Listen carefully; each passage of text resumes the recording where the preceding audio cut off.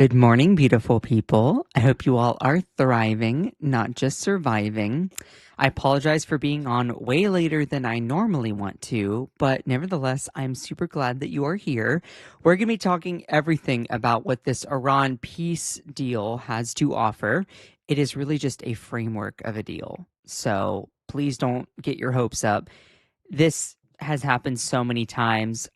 My estimation is that Trump wanted something signed before or on his birthday so that he could do a victory lap because he wanted to feel good. I mean, that sounds a lot like Trump, right?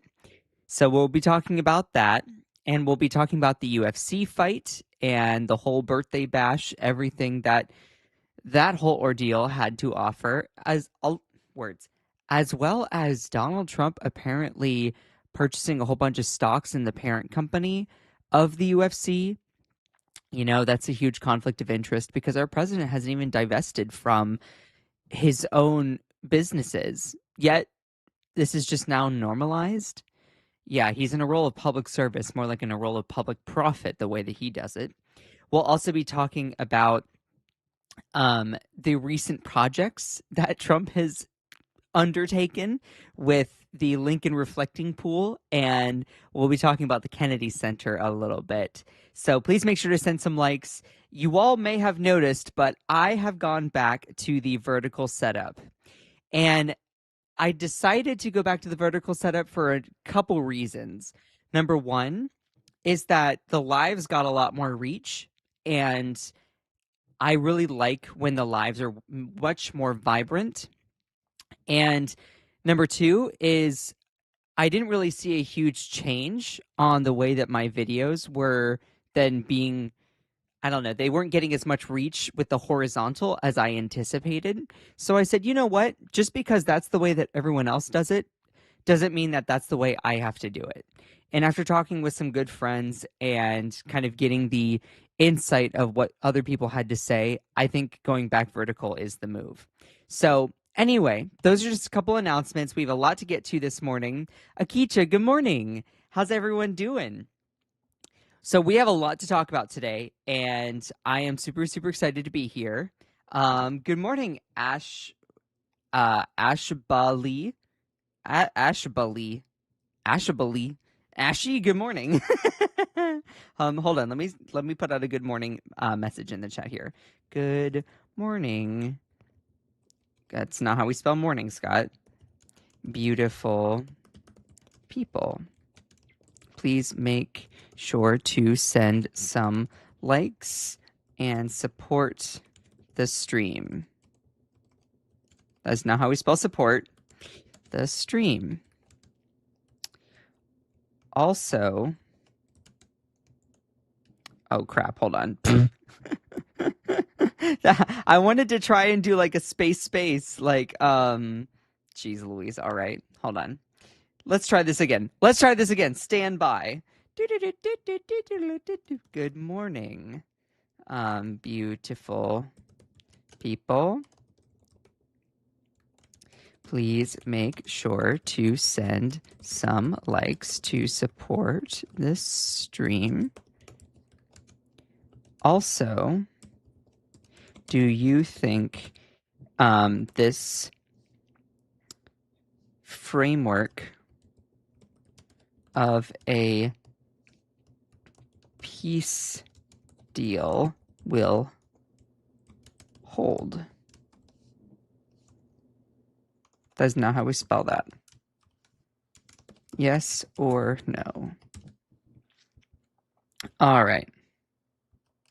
Nothing wrong with morning or support. Thanks for posting this on DC, Josh. I couldn't find you this morning. I wasn't showing up for anyone at all. You know what? That's not surprising. It is what it is. It is what it is. I love all of you that come back and be a part of this stream. Y'all mean a lot to me. And, you know, there's been a lot of change within the stream recently. So I'm hoping to.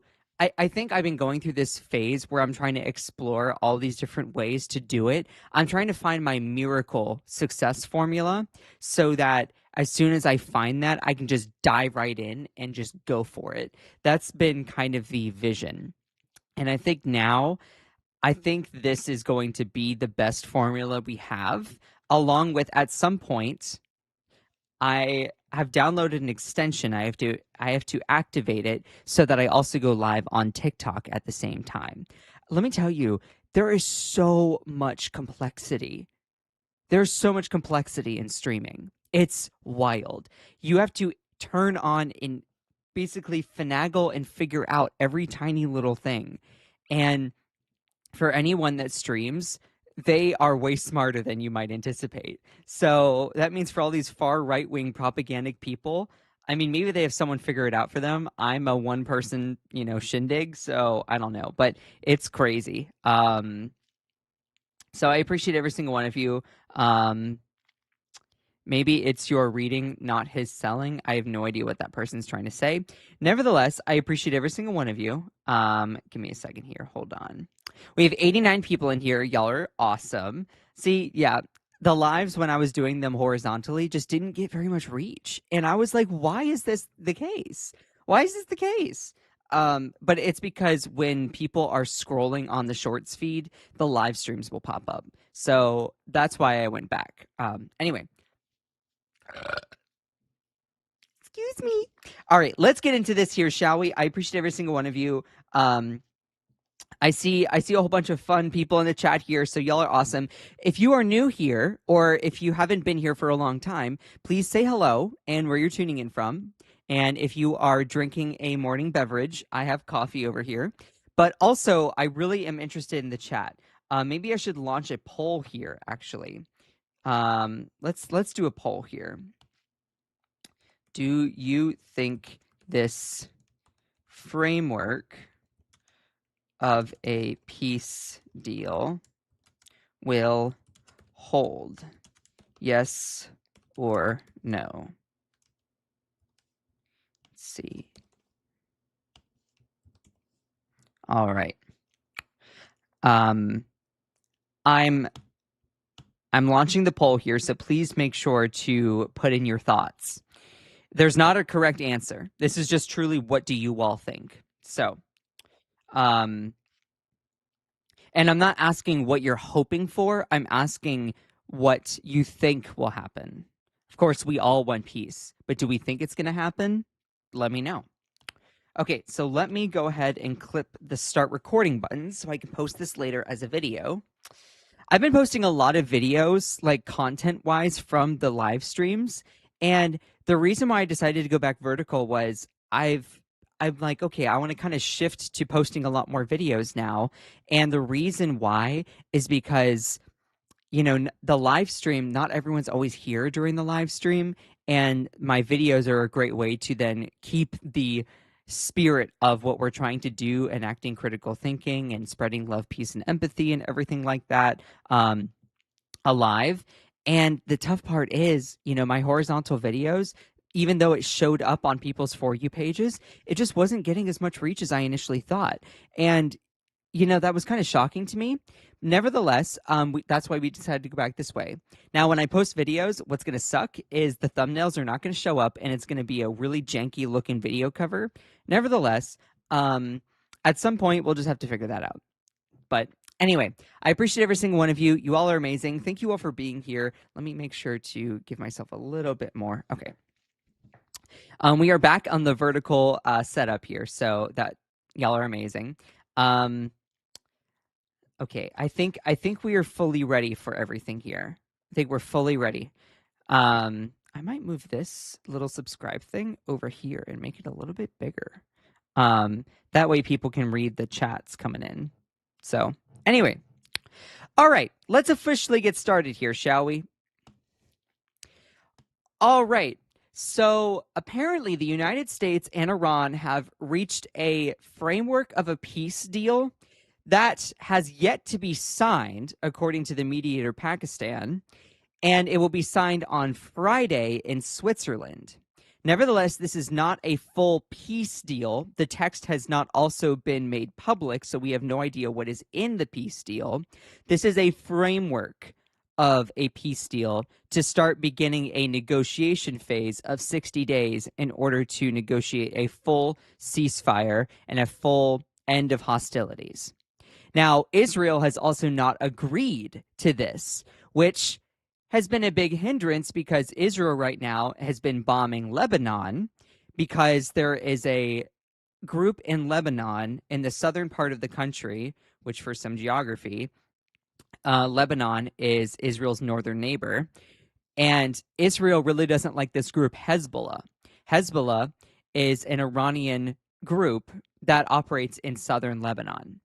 Nevertheless, Israel has not agreed to this peace deal, and this is not a full peace deal in itself. It's just a framework of something that has been signed.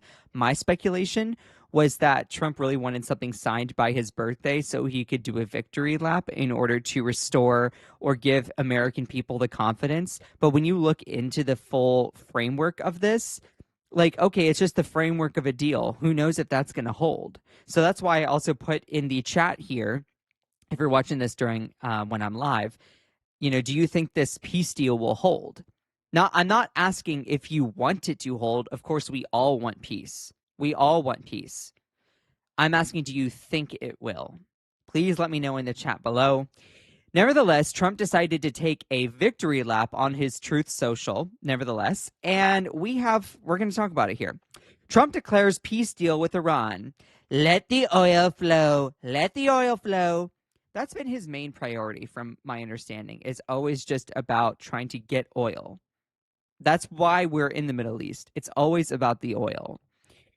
He posted on his Truth Social, the deal with the Islamic Republic of Iran is now complete. Congratulations to all. I hereby fully authorize the toll-free opening of the Strait of Hormuz and simultaneously herewith.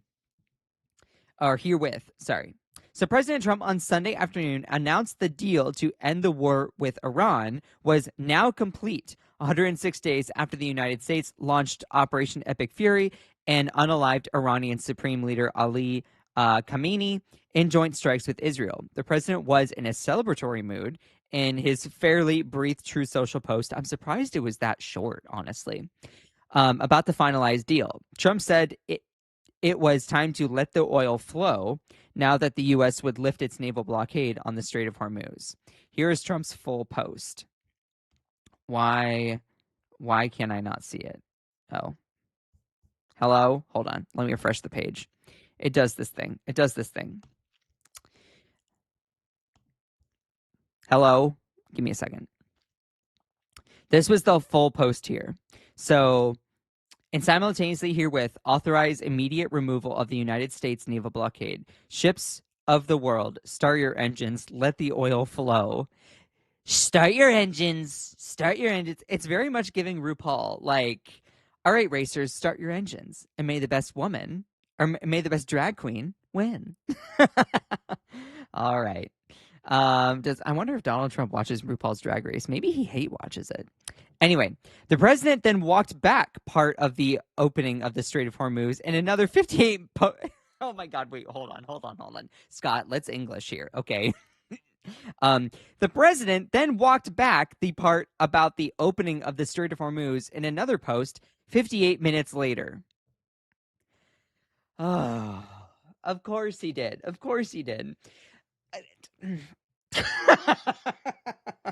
swear to God. Okay. Trump said the strait will fully open on Friday following the signing of the deal. He also congratulated himself for pulling off a deal that will lead to real peace for the Middle East. I'm sorry. I just need a moment because that's just crazy. Okay. Here was that post. I love how they used the italicized that post. This great deal will bring... Hold on. I need my hands for the full effect. Give me a second. Hold on. This great deal will bring peace and security to the whole region. Many presidents have tried to make peace with Iran and have failed before me. Just a quick little pause here, okay? What was the name of that president that negotiated an Iran deal, an Iran nuclear deal? Maybe it was a president back from like 2008, reelected in 2012. What was that president's name that did the JCPOA, the Joint Comprehensive Plan of Action, that negotiated that Iran can't have a nuclear weapon? And Iran agreed to surveillance from all these other countries, like the United States, the UK, France, also Russia, China. What was that? Oh, President Obama?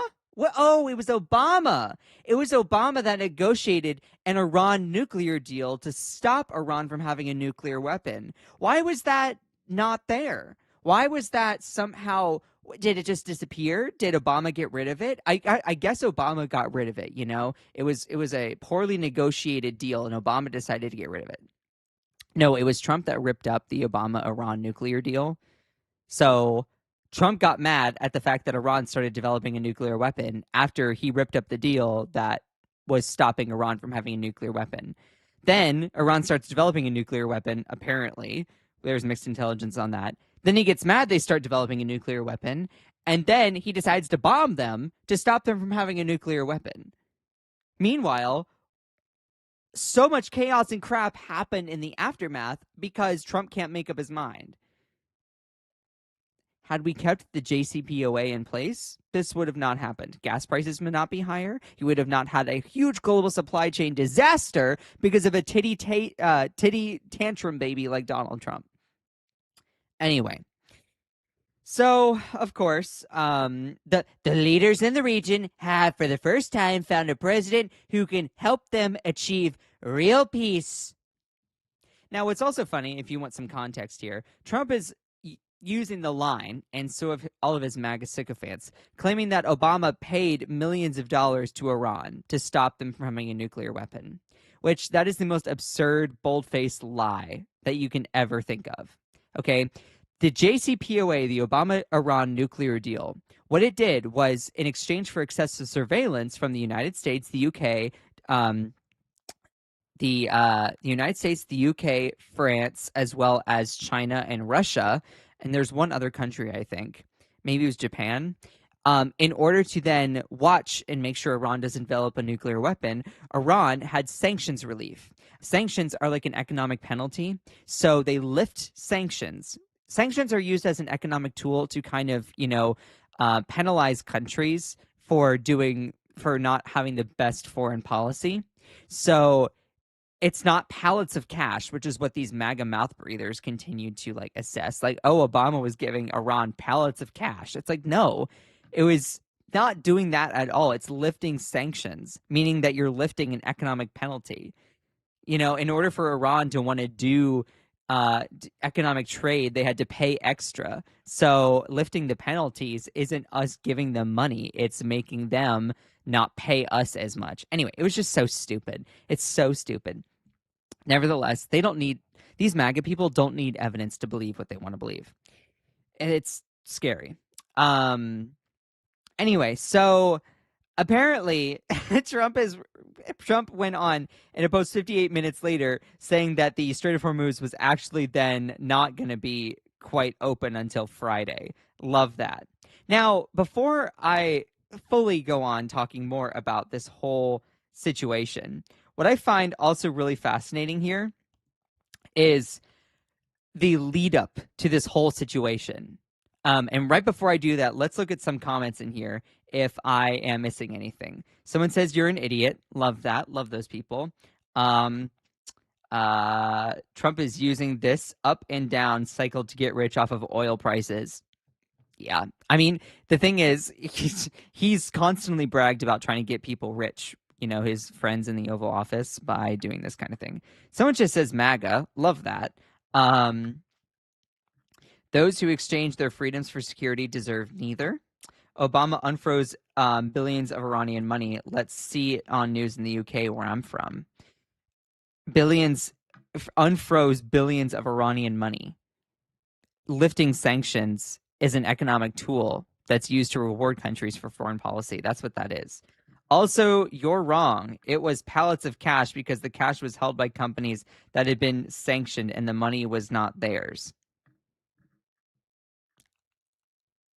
What? Okay, lifting sanctions. Yeah, sure. I mean, that's what that is. Someone says my name is Kevin Bitch. What? These people are weird. By the way, what's the results of the poll here? I asked here, do you think this framework of a peace deal will hold? Yes or no? 84% of you said no. That's interesting. We have 68 votes in here. Okay, so out of 69 votes now, 84% of you said that you do not believe this framework of a deal will hold, which I'm not surprised. I don't think it will hold either, considering how much Trump will do a victory lap saying that things have been achieved and then it's not actually happening. And then whenever it falls through, he blames someone else. He always does this endless cycle. I'm going to keep the poll up for a little bit longer, but nevertheless, let's talk about the lead up to this whole situation here, because this was also fascinating. Okay. So right before we were able to achieve, I should not even say we, right before apparently the US government and Iran agreed to this framework of a peace deal, which hasn't been made public and hasn't even been signed. Just as a quick little FYI, this deal has not been signed.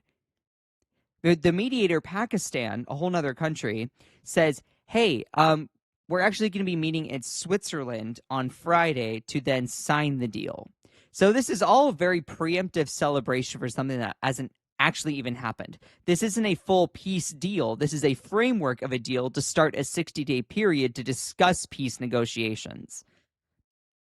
Just saying. Like, I'm just letting you know. That's what this is. Right before this whole thing, Trump apparently was really frustrated with the Iranians. So, Trump says Iran leaked fake details of a deal, calls Iran's leaders dishonorable people. This was June 12th. So, June 12th, that was Friday. Okay. So, I find the lead up to this whole thing fascinating because Trump is like a fish. He just flip flops and is all over the place. Okay. He's like a pinball.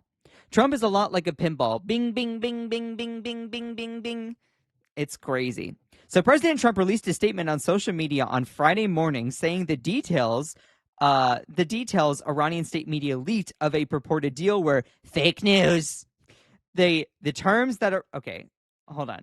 Oh, let me read Trump's Truth Social post here. I have it pulled up. Load. Okay, hold on. Where are my hands? Also, if you're enjoying the live stream or watching this video back, please make sure to send some likes. Send some likes, darling. You know you want to. You know you want to send some beautiful likes. You want to like the stream. It's a wonderful stream. One of the best streams you've ever seen. Better stream than any sort of golden shower you'll ever see. Okay. The terms that Iran leaked out to the fake news have nothing to do with the terms that were agreed to in writing. What they said, including their weak and pathetic statement on having a deal, bears no relation to the truth. Very dishonorable people to deal with. With them, there is no such thing as dealing in good faith. No such thing. Amazing. Amazing in all caps. Also, their totally rebuffed drone attack last night against the Indian ships leaving the Hormuz Strait is totally unacceptable. Totally unacceptable. They better get their act together and fast. So, in a lead up to all of this, Trump was calling the Iranians dishonorable people for apparently leaking fake details of a deal, right? Then turns around and Trump claims Iran deal being signed tomorrow in new rant after raging at dishonorable negotiators. So after basically rage typing at these Iranian negotiators, he then is like, we're actually negotiating a peace deal. Like, Trump is a lot like a pancake. He just flip-flops all the time. I'm glad. But still, it's just wild that President Trump claimed in a Truth Social post on Saturday that Iran was being dishonorable. Just one day after the president raged, I read that wrong. President Trump claimed in a Truth Social post on Saturday that a deal with Iran is set to be signed tomorrow, just one day after the president raged at Iranian negotiators for being dishonorable. I just find that fascinating that you can go from 1 minute being like, you're disgusting, deplorable, awful person, and then being like, we have a peace deal tomorrow. Like, he has major tantrums. It's disgusting. Oh my God. Oh my God. Barack Hussein Obama's, of course, he has to invoke the middle name, trying to fearmonger about, I guess, Obama being partly Muslim, which I don't even know if he is, but like, I guess that the middle name is supposed to invoke fear in people, which, by the way, the fact that like Barack Obama, or the fact that Trump always tries to invoke Obama's middle name, like, the reason they do that is because like Saddam Hussein, you're trying to make him seem scary. Like, it's just stupid. With the JCPOA was an easy, beautiful, smooth road to a nuclear weapon. No, it wasn't. The JCPOA mandated that Iran could not have a nuclear weapon. Of course, facts don't matter in Trump world. They don't matter in Trump world. My agreement with Iran is the exact opposite, a wall to a nuclear weapon. Okay. So the JCPOA mandated that Iran could not have a nuclear weapon. That's what it was. I've explained it several times in the stream. So an exact opposite of that would then mean exactly what we've been doing. That there is that economic sanctions are put back in place and there was no limit on whether Iran could have a nuclear weapon, because that's the exact opposite of the JCPOA. Anyway, so of course he just rants on social media like that. It's just stupid. I mean, you get the point here. You get the point here. Hurry up. And like the fact that he rage types all the time on his Truth Social is just really concerning to me. And what's even worse are his mouth breather like sycophants that just follow every single word that he says. Now, the one thing I want to bring up before I end this video or end this section of the live stream here is that Israel has not agreed to this whole peace framework negotiation. So let me recap here.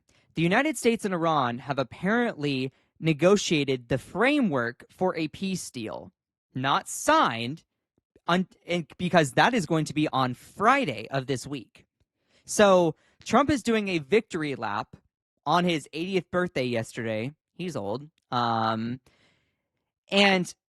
he apparently was doing a victory lap over negotiating this framework for a peace deal, which has not been signed. So who knows if it's going to hold. It's giving the same kind of thing that's been happening over and over, declaring some sort of preemptive win, and then it collapses, and then he blames Iran, or he somehow says that it falls through because of forces beyond his control of some kind. Like, it's crazy. But nevertheless, Israel has not agreed to it. So who knows if this whole situation is actually going to stop. I want peace. Personally, I would love peace.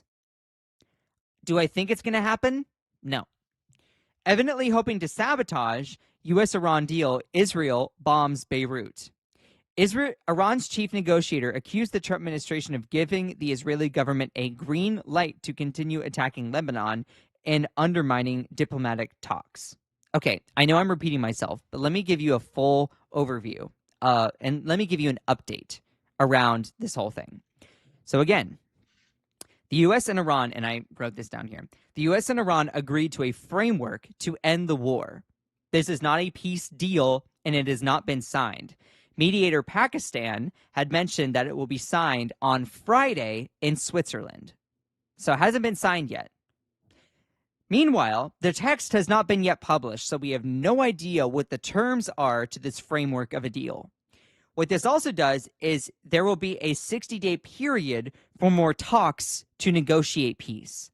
That's what this framework does. It is not a full peace deal. It's an agreement to come to the table to negotiate a peace deal.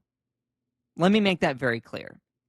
Now, Trump says that Hormuz, the Strait of Hormuz, will then be opened and the U.S. blockade will be lifted. But we'll see if that happens.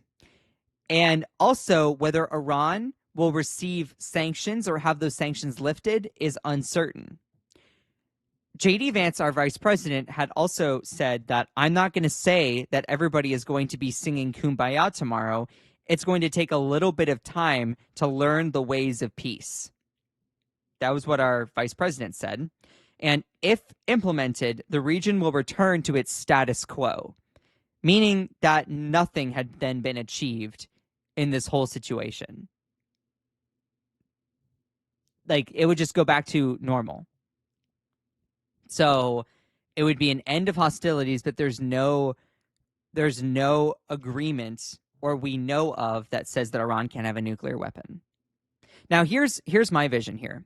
I don't think any country, even my own, the United States, I don't think any country should have nuclear weapons. Because think critically about it for a second.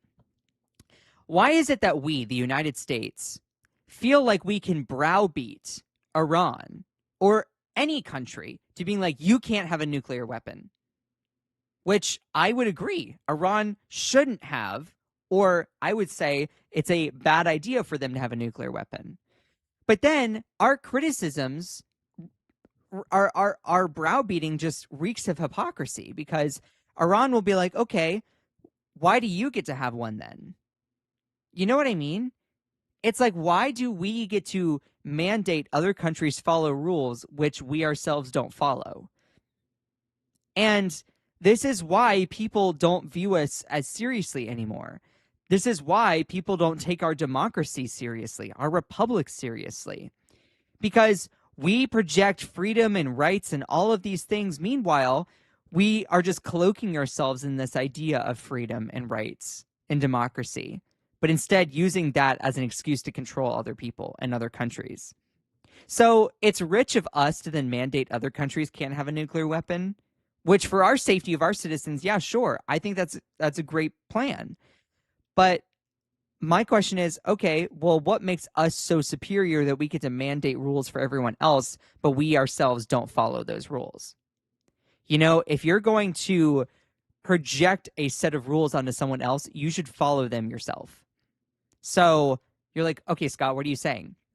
I think that if the United States really doesn't want Iran to have a nuclear weapon, then we should also de-escalate at the same time.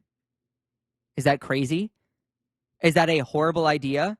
I think that if we're going to push other people to then make a decision, we have to follow it ourselves. You can't just talk the talk, you have to walk the walk. That would make sense to me. So, nevertheless, Israel has not agreed to this framework, which is a huge bull-faced question mark because Israel and Iran can't stand each other. They've been bombing and going back and forth.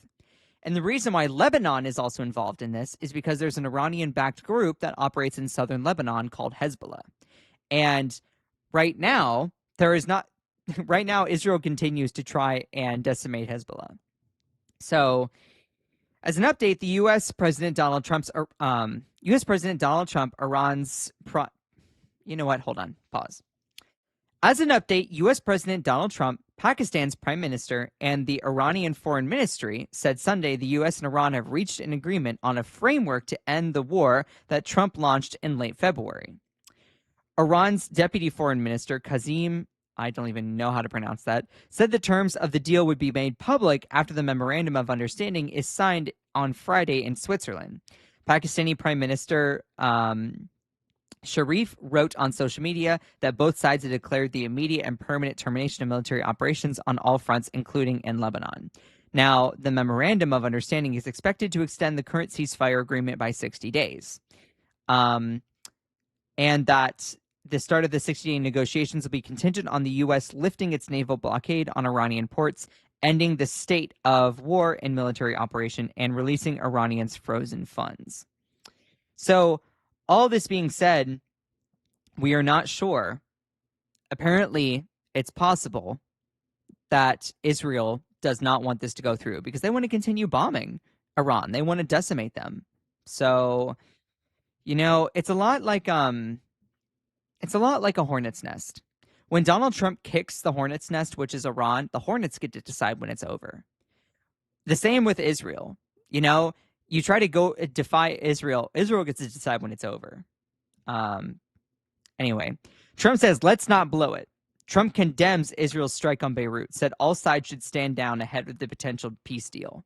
So Trump, after pissing in the punch bowl, is trying to get everyone to drink the Kool-Aid and just be okay with it. That's my take, at least. Nevertheless, again, this is a framework of a deal that hasn't even been signed. The text is not public. We don't know what all of the specific contingent things are. And we'll see if this even holds. That's what I'm going to say here. That's how I'm going to end this little section of the live stream, this video. Also, I have a hangnail, and it's really pissing me off. Give me a second. Hold on. Ow! We love a hangnail. I know I'm gross.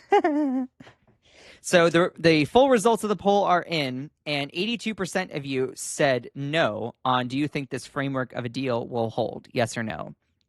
Yeah. Let's get to some comments here. I appreciate every single one of you. Let me read some of them here. Alrighty. Give me a second. Give me a second. Someone said, hey, DIPSHIT. What? I support a PEDI. I don't support Trump. Thank you. Trump has always been psychotic, but now he's old and senile. You have proof? If so, bring it to Congress. You guys try to kill him at every moment. Wait, what? Haha, you're saying that after Biden? Yeah, Biden was old too, dude. I said it all the time. I was like, this guy is kind of old. He like walks around and he's kind of like clueless. Bless his heart. Thankfully, he had some competent people working for him, but still, you know. Let's see. That's why she won't even hold Trump's hand. Or are you talking about Melania? Speaks like a white person. What? I'm so confused at what some of these comments have to say. 0 to 4 effers. That's more like the Canes. By the way, I am from Raleigh, North Carolina, and the Hurricanes won last night. Woo! If anyone's a hockey fan, let's go! I'm sorry to all of my Vegas friends in here who might have been rooting for the Golden Knights, but yeah. So go Hurricanes, let's go! Did you film your meltdown now 5th? I have no idea what these people are trying to say. Y'all, look, as my mother would say, you can lead a horse to water, but that ain't gonna make it drink. I can give you all the information to think critically and be very clear on what is a fact versus my speculation and my take and my opinion, but that ain't gonna make you think critically. That ain't gonna make you foster empathy. I'm done trying to negotiate with people who have the inability to listen. So I appreciate every single one of you. That's why his hand is rotting. Yeah. How many people we got in here? 138. Y'all are awesome. Let's move on to the next segment here. Give me just a second. Oh, one other small thing here. I just want to point this out, and I'm actually, I lied. I am going to talk about one more thing here in regards to Iran. Okay. Pete Hegseth, our Secretary of War, G.I. Joe, whatever he is, looking super tan in here. He's looking like the Green Goblin, okay? I don't watch a lot of like DC, Marvel superheroes and crud, but he's looking like whoever that guy was fighting against Spider-Man, okay? Tell me I'm wrong. He's looking like the Green Goblin. But Pete Hegseth, our Secretary of War, Defense, drops a whopper in CBS interview and claims that we've controlled the straits the entire time. Oh my God. I love how he said the straits. Okay. Let me just say this. As a gay man, I control the straits. Happy Pride Month. I'm just kidding. That's hilarious. He means the Strait of Hormuz, from my understanding here. Let's actually play the video before I even fully go a little bit further. Hold on. Let me go ahead and play this. Will those 2 aircraft carriers be pulled back? Well, Margaret, what I would say the president's been most clear about is that Iran will never have a nuclear weapon. Never. Full stop. And this deal, as we talk about aspects of the deal, some of which have come out publicly are totally wrong, it's performance-based. No money released to Iran until they perform. There's no trust and verify. There's no trust here, and we're going to verify everything. Nuclear. Here's the thing. If you didn't want Iran to have a nuclear weapon, then you should not have tore up the JCPOA. The JCPOA, the Obama-Iran nuclear deal, stopped Iran from having a nuclear weapon in exchange for excessive surveillance from all these other countries, the United States, the UK, Russia, China, I think it was Japan, and France. They all came to the table and said, we are going to make sure and watch Iran, have surveillance on the ground to make sure Iran's not developing a nuclear weapon.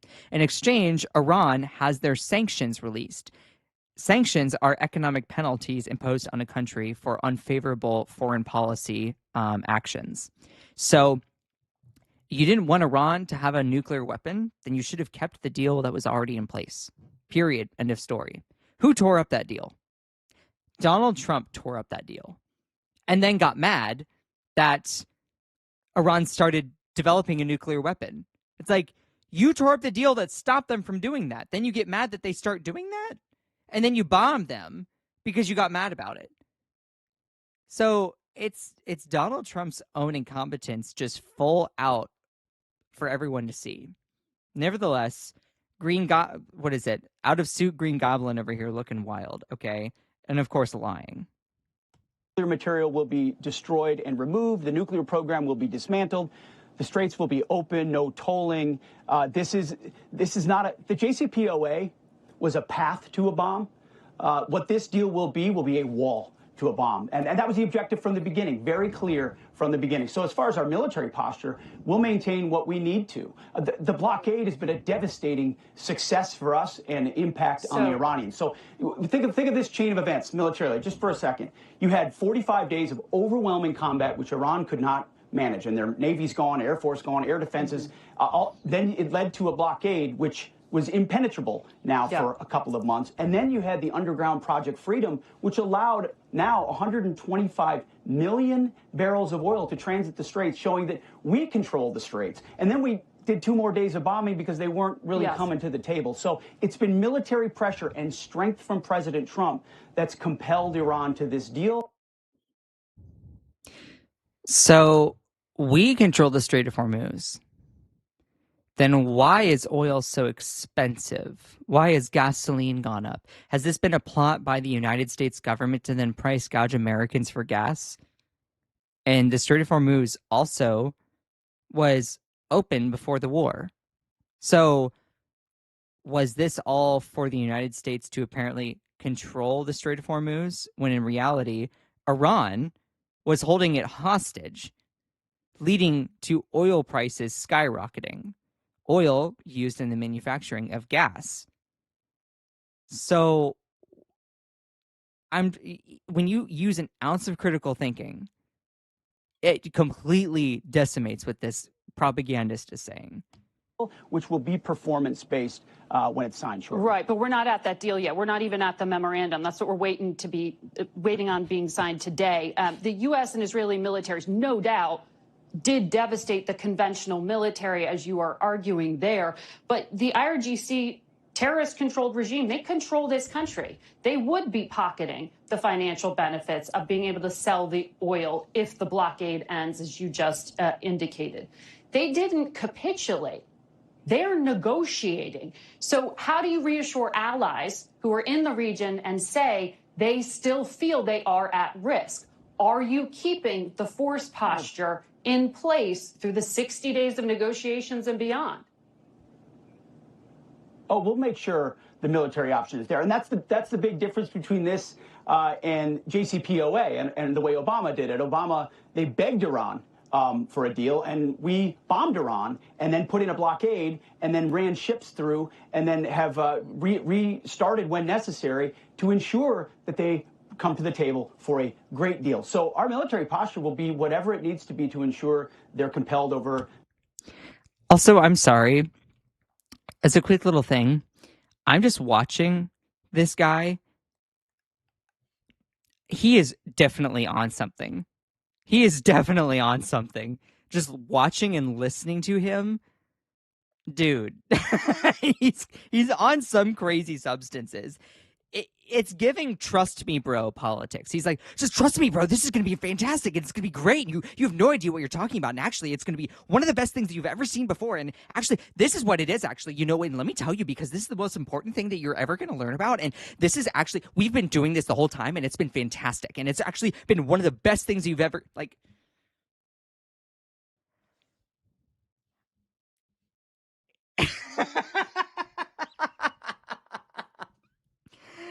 just just looking at this, like, he looks like a drug dealer that is high on his own supply. That's just me, okay?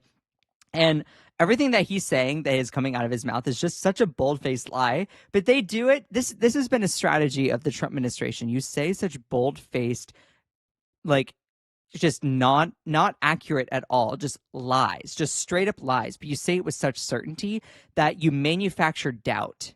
You manufacture doubt in people's minds to then be like, well, maybe they are actually telling the truth. And that's what MAGA feeds on. They feed on the merchandising of doubt of any sort of liberal truth reality. And that's what's really, really scary. This administration is so freaking high. Yeah, no, 100%. This 60 days through the memorandum of understanding that they live up to what they said they would do. The document says Iran will never have a nuclear weapon, won't seek one, won't buy one, won't have one.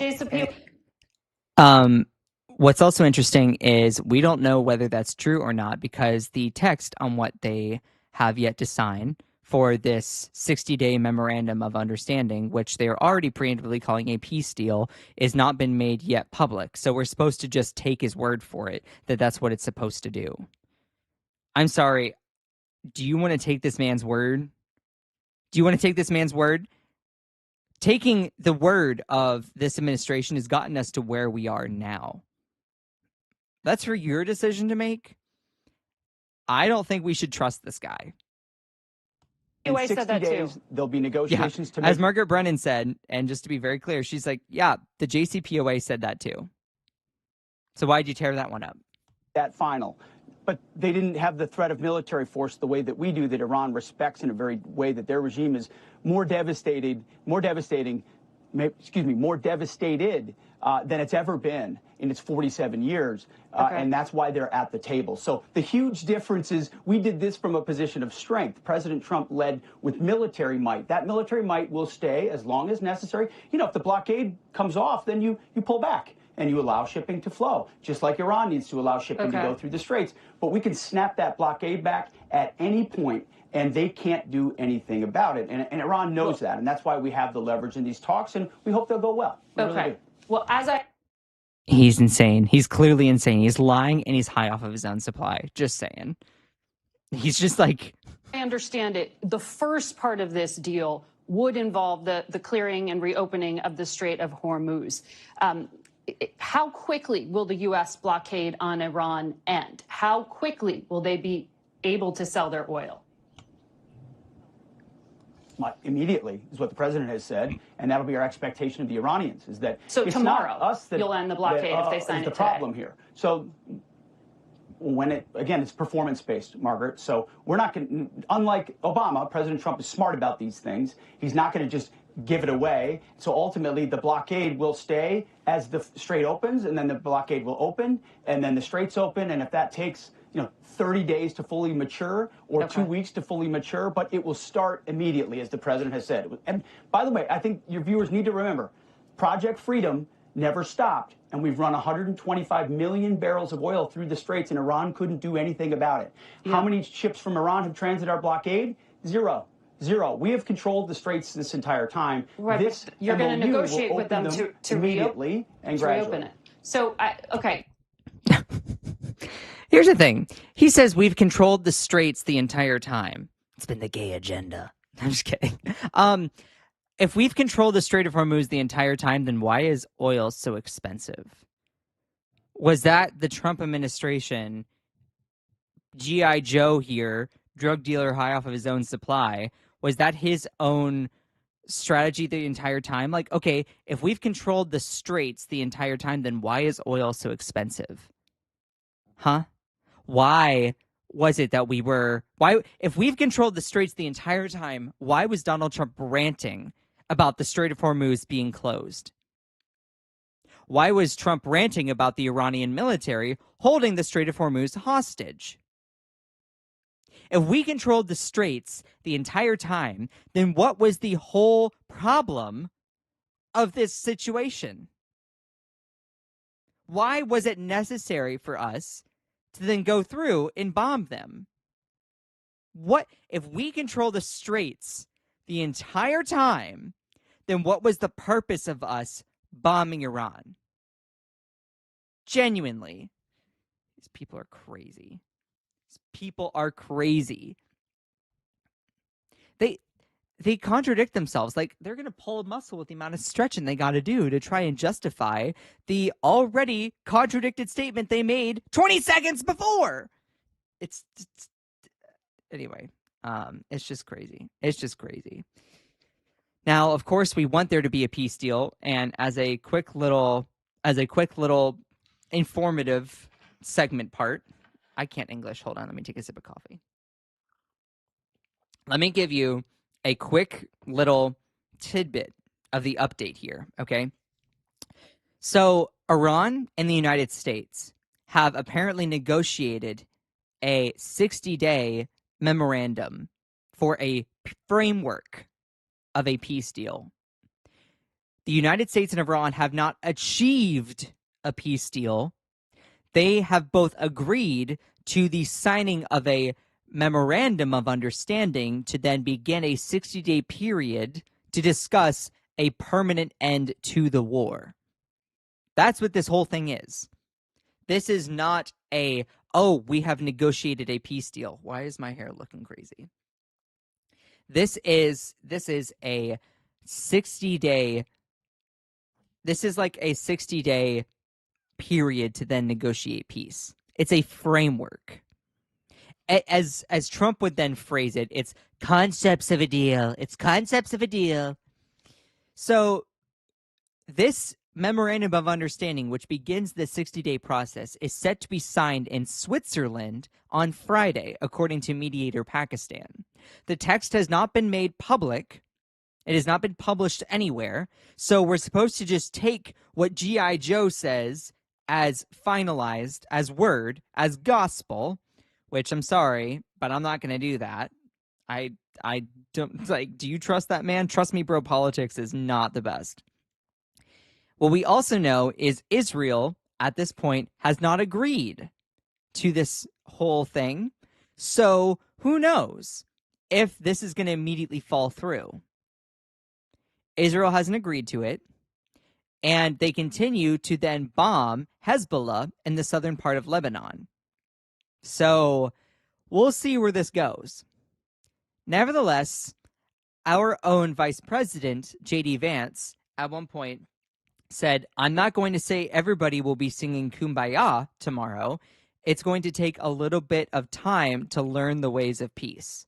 And sorry, I'm just reading off of my little notebook of little notes here. So that all being said, I want there to be an end to this Iran situation. Do I think that's going to happen? I hope so, but I don't think this is going to hold. I would love to be proven wrong. As well as a whole bunch of people in here. I asked in the chat, if you're watching this live, if you're watching this back as a video, I asked it as a poll. Do you think this framework of a peace deal will hold? Yes or no? No won by 82% with 213 votes. So, yeah, it's not great. Yes was at 18%. Interesting. All right. Let's move on to the next segment here. Y'all are all amazing. We have a lot to talk about. Please make sure to send some likes. Y'all are incredible. We have 141 viewers today. Y'all are awesome. If you're a new person in here, please make sure you say hello and where you're tuning in from. I do like to get to know new people when I get the chance. And I do try to read chat a little bit, but you know, sometimes it's just a whole bunch of people spouting really crazy stuff. Why do you feel it necessary to wear your hat in a pompadour? Sorry, did I read hat or is it hair? Wear your hair in a pompadour. You want to hear a secret? I don't have any product in my hair. This is just what it does naturally. This is just what it does naturally. Why do I feel it necessary? I don't know. Why do you feel it necessary to dress the way you do or to wear your hair the way that you do? It's such a weird question. Why do you feel it necessary to rage type in the chat trying to get my attention like you have a crush on me? You know, it goes both ways, dude. It goes both ways. I wear my hair this way because it goes this way. End of story. Great. How about you ask genuine good questions? All right. while we're talking about all of, hold on. Let me take a sip of coffee. Let me take a sip of coffee here. I'm from the planet Tatooine. What does Lebanon have to do with Iran? That's a good question. So, Lebanon is Israel's northern neighbor. And there is a group operating out of southern Lebanon called Hezbollah, which is an Iranian-backed group. Israel and Iran cannot stand each other, and so Israel has been targeting Hezbollah, which has left Lebanon partly in flames from bombing Lebanon. So it's tough to negotiate a peace deal without also including that aspect in there. So what does Lebanon have to do with any of this? Because it's Israel's northern neighbor, and there's an Iranian-backed group that resides in Lebanon. So, Scott's hair looks great. As shut the fuck up, haters. You know what's so funny? My hair does this without any product in it. It's just naturally like thick like this. This is what it does. It's what it does. And also the humidity makes it even, like, I live in North Carolina, and the humidity does it like even more. So, anyway, let's go ahead and hello from Philadelphia. Hello. That's where my aunt lives. My Aunt Vivian. She lives up in Langhorne area of Philly. Okay, I'm going to end the poll here. 82% of you. Interesting. Give me just a second. Also, if you're enjoying the live, please make sure to send some likes. Let's move on to the next segment here, shall we? Okay.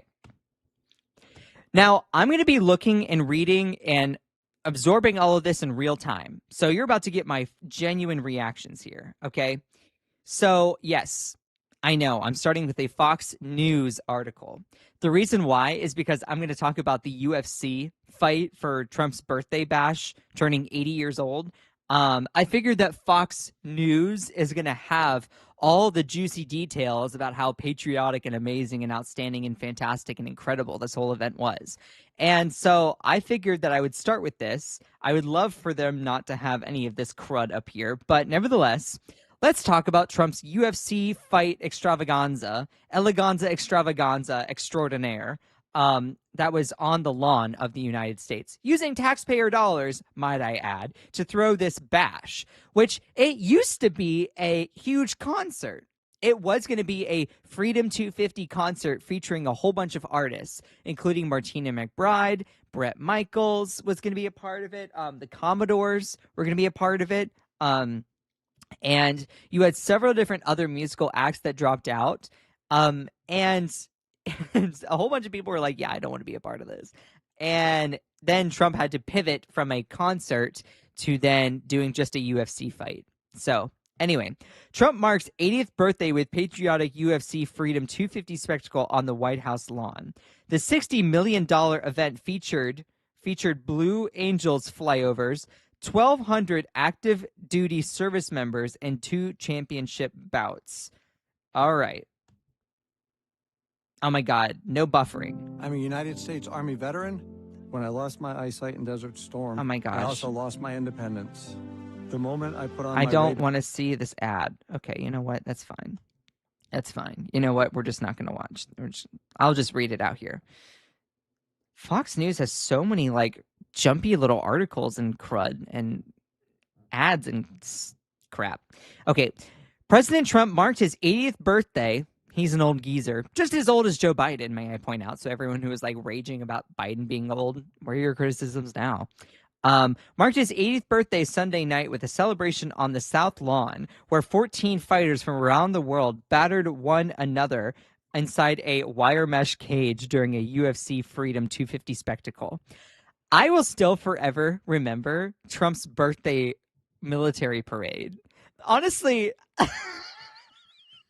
that should be my alarm in the morning, is hearing the squeak, squeak, squeak, squeak, squeak of like the tanks going down the street. Do you all remember that? That was a year ago now. That's crazy to think that we've survived this long under Trump. Trump walked out of the Oval Office around 8:30 p.m. Eastern Standard Time along UFC CEO and President Dana White in what was best described as a fighter's walkout. Ew. The estimated 4,300 in attendance, which included around 1,200 active duty service troops or service members, greeted the president with loud cheers, and the occasional happy birthday was shouted from the crowd. Happy birthday, you old fart. Love that. UFC says it won't profit from the White House event that could cost upwards of $60 million. Why do I not believe that? The event kicked off with the Marine Band's performance of the national anthem sung by Zach Brown and was capped off with a flyover by the Navy's Blue Angels and Air Force Thunderbirds. Now, I actually posted a video about this recently where I talked about Trump's birthday bash, Freedom 250 extravaganza, where they were planning on having all these musical acts, but then they kept dropping like flies. Nevertheless, at one point, I was like, it's really sad that Trump is bragging about trying to get the military to then do things for his birthday. Were you all there for that? So at one point, Trump was rage typing in a Truth Social post being like, Freedom 250 is going to be an amazing, fantastic, incredible event. I'm going to have the Marine Men's Chorus. I'm going to have all these other military groups that are going to be there celebrating. It's going to be incredible. It's like, you are the commander-in-chief. I don't think it's a huge flex that you are able, as their boss, to then get them to show up. Like, it's not the flex that you think it is, honey. It was beyond anything that anybody's ever seen in sports, the president briefly remarked to reporters as he departed the White House ahead of Monday's G7 summit in France. I guess we can try to play this video, but there might be an ad here. Oh. And it's actually the world's largest barbecue brands just recalled over 13 million wire bristle brush. I don't want to see ads. This is why I'm never going to use Fox even again, because I'm trying to just give you the information and it won't even let me. You know what?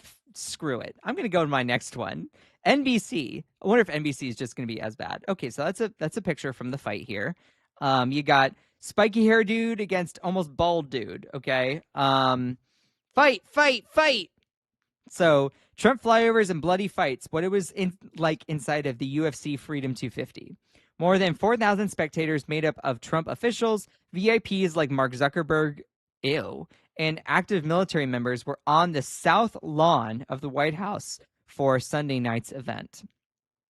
Crossing a red carpet adorned by red and blue stars atop a white border, America's Donald Trump and UFC fighter Dana White soon arrived at the 30-foot cage where men were moments away from punching, kicking, and choking each other until someone either went to sleep, tapped, or a referee stepped in to stop it. It's just such a weird thing to be like, fight. That just really shows the authentic humanity. Let's see if there's an ad associated with this one. Sorry, I don't pay for these subscriptions. I only pay for Mediaite Plus. See our passion. I don't want to watch this. Go away. Okay, you know what? I'll just go to X to find some videos. The mixed martial arts extravaganza saw 14 fighters compete Sunday night underneath a 92-foot structure called the Claw. I didn't even realize that. That's funny. That's from Toy Story. The Claw. That was set up just steps away from the most important office in the world. It was all to mark Trump's 80th birthday and America's 250th anniversary, a night celebration for the president, given added impetus of the announcement hours earlier of a tentative deal with Iran, which we talked about. It's a framework of a peace deal that has not even been made public. The text has not even been published or shown to people, and it is a memorandum of understanding to start a 60-day period to negotiate peace. So take with that as you will. Is it likely to fall through? Yes. Do I hope it holds? Yes. But do I think it will? No. The UFC fights in the White House. Words. The UFC at the White House last night was incredible, the president said in a Truth Social post early on Monday, describing fighters as outstanding and unbelievable. He described the event as one of the most exciting days in the history of our fabled White House. Fabled? Okay. Surrounding the octagon were more than 4,000 spectators that included members of Trump's administration, special VIPs, including Mark Zuckerberg, Vice President J.D. Vance, Secretary of State Marco Rubio, FBI Director Kash Patel, and many others. Yeah, the usual suspects. When the national anthem was sung before the first fight of the night, a group of bomber planes buzzed overhead, drawing a rave response from the crowd. Why is he looking like this? He looks like he looks like a baked potato. He looks like a baked potato. President Trump soaks up the atmosphere on his 80th birthday.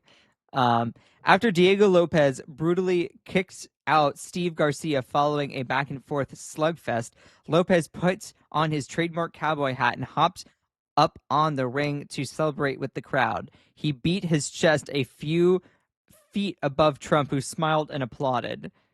Just describing this is just weird. These people are gay. That was the first of many interactions fighters had with Trump. My God, I just love it. These people are gay. I mean, as a gay person, cool. I mean, just the raw fighting here. I'm like, yeah, men, masculinity. If you're enjoying the live, please make sure to send some likes. In the next hour, Bo Nickel landed a left hook following a short right that dropped Kyle Dykhouse.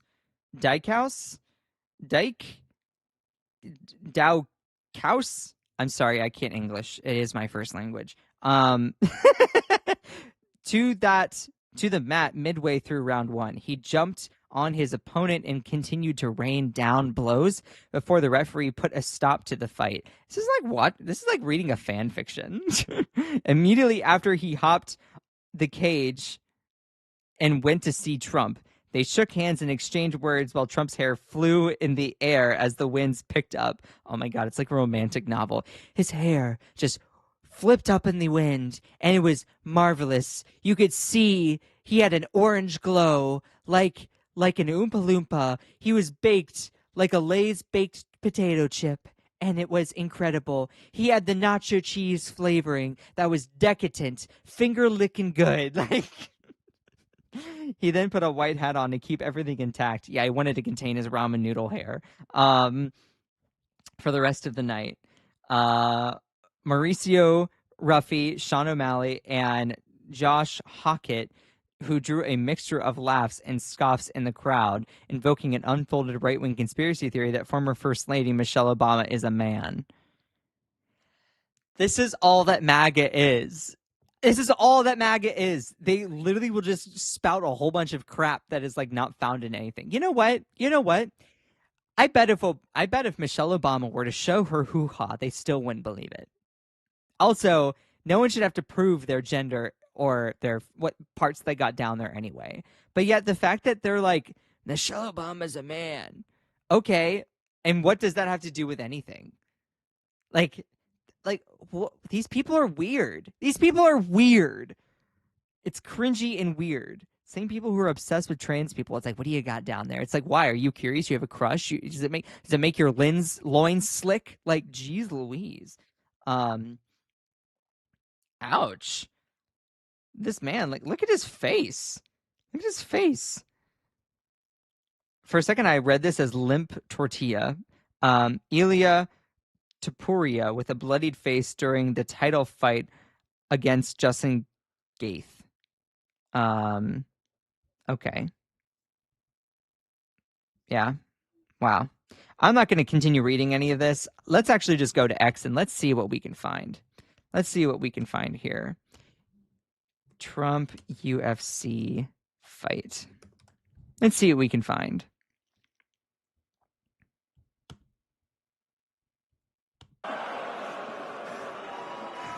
And lastly, Michelle Obama is a man. Am I right, America? Ladies and gentlemen.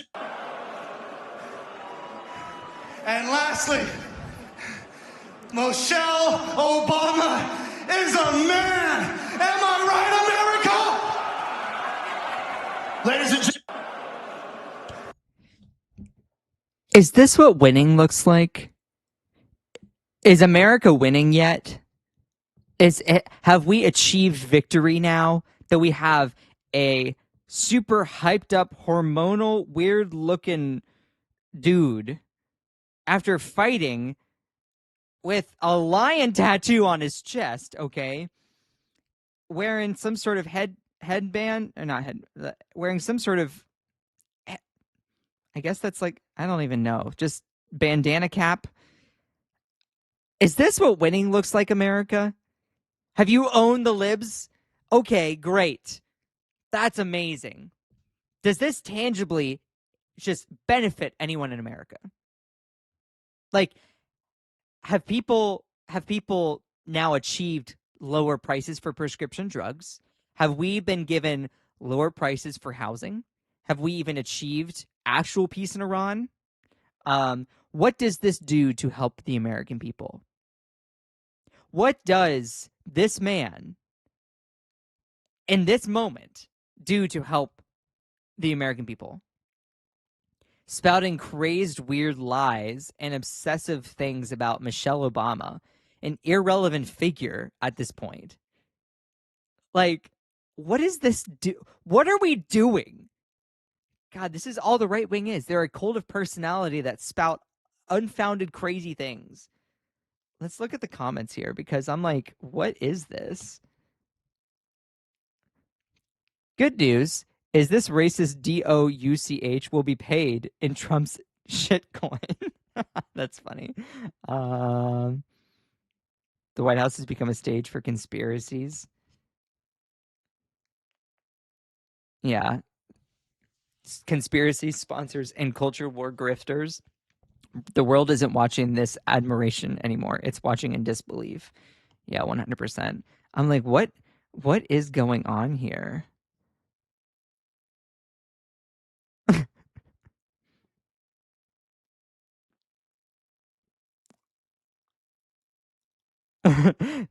That's the guy vomiting on himself. Wait, really? Oh, honey. Oh, honey. Who wouldn't be? Wait, what? What is this?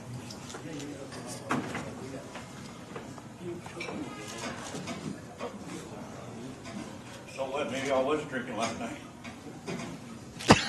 But who wouldn't be? I have a giant black man that wants to knock me out. He has the most knockouts in UFC history. He's good, Josh. When was this? 231. 231, the official weight for Josh Hogan. Josh, straight ahead, please. 5. Thank you, Josh. And ladies and gentlemen, if you would please stick around, we are going to have Diego Lopez weighing in once again as a potential alternate. He'll be weighing in. What is that walk? I'm sorry. What is that walk? You walking like a robot trying to figure out how to do things. Like, wait a minute. Pause.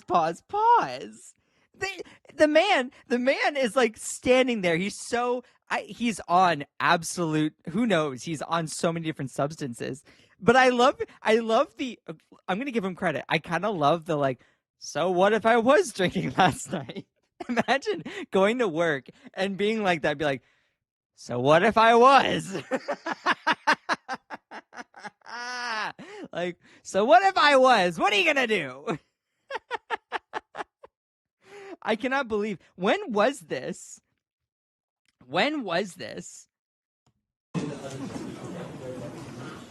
This is for real. MMA crazy? I don't know what that is. So what? Maybe I was drinking last night. But who wouldn't be? I have a giant. So what if I was drinking last night? I mean, who wouldn't be? That's so hysterical. Can anyone tell me when this is? As a mother, this is why I believe in abortion. Oh my God. Giant black man wants it. He's like a Gerber baby trying to learn how to walk for the first time. Like, look at this walk here.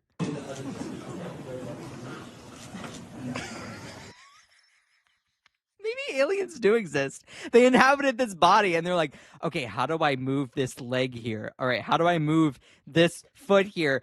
Where do my arms go? Like, oh, bless him. Bless his heart. The lean back.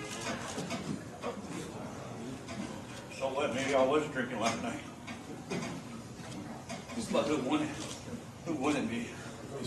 I have a giant black man that wants to knock me out. He has the most knockouts in UFC history. He's good, Josh. 231. 231, the official weight for Josh Hogan. Josh, straight ahead, please. 5. Thank you, Josh. And ladies and gentlemen, if you would please stick around, we are going to have Diego Lopez weighing in once again as a potential alternate. He'll be weighing in the lightweight contender, the Black Beast, Derek Lewis.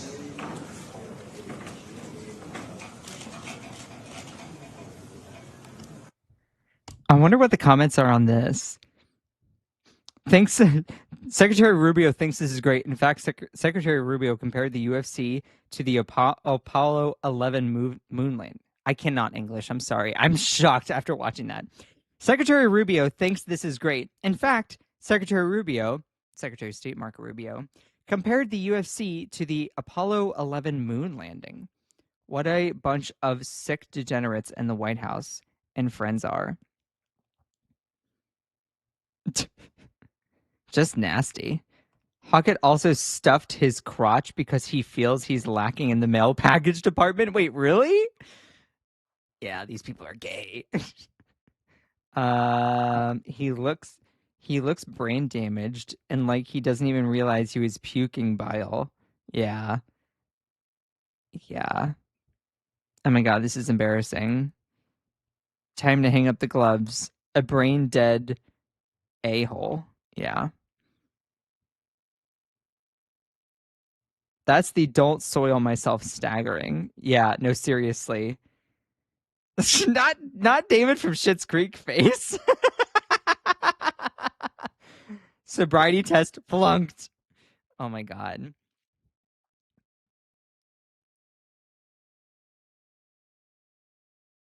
It's not that. Classy. I see it now. Oh my god. Okay, what else? What else are we going to see?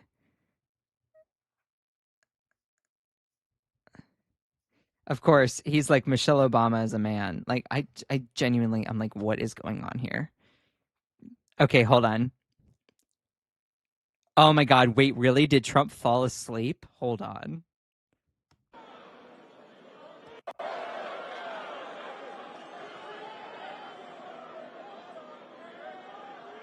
It's kind of hard to see, to be fair, whether he did or not.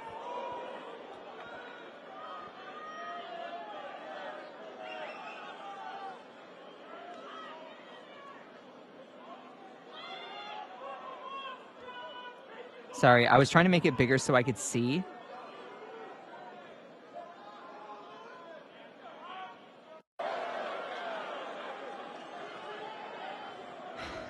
Do you all think Trump fell asleep there? I mean, he has a pattern of falling asleep.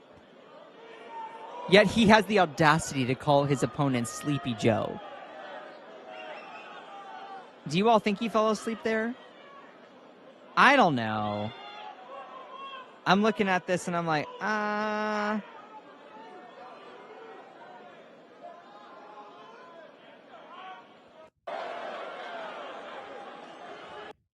I'm really curious. Let me,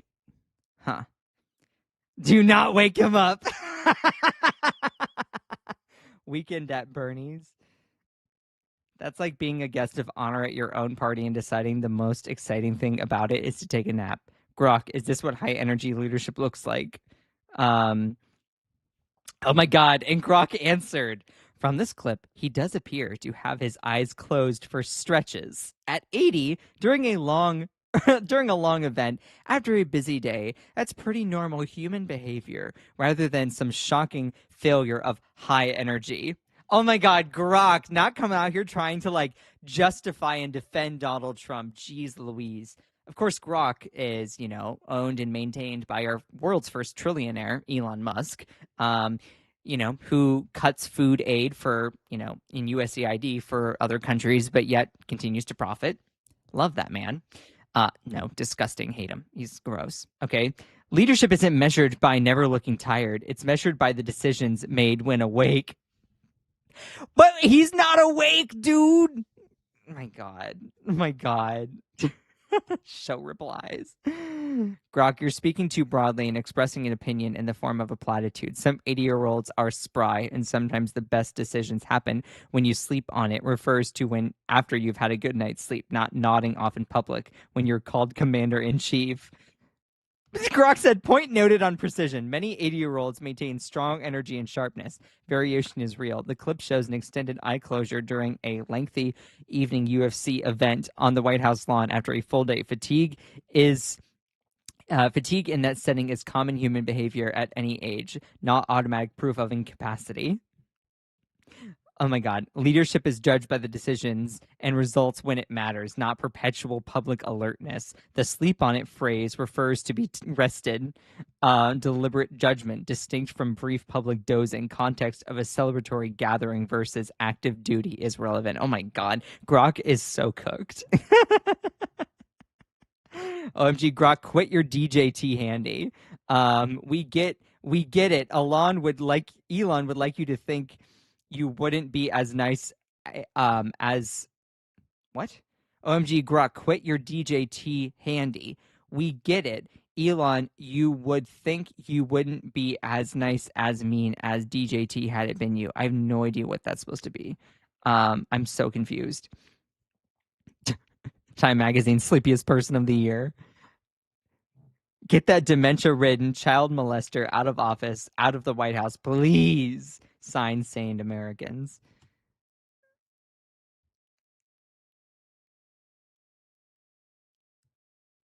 Wait, is this a real video? That kind of looks like AI to me. This looks like AI to me. Especially because of the hands.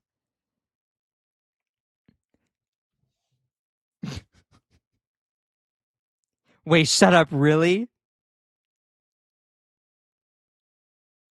Kai Trump tries to wake up Donald Trump during the finals of the NBA Knicks game. That's hilarious. I didn't not even see that.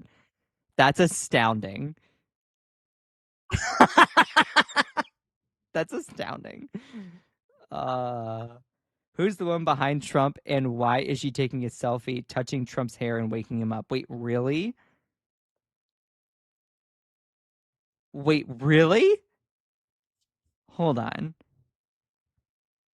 Did that show in this video here?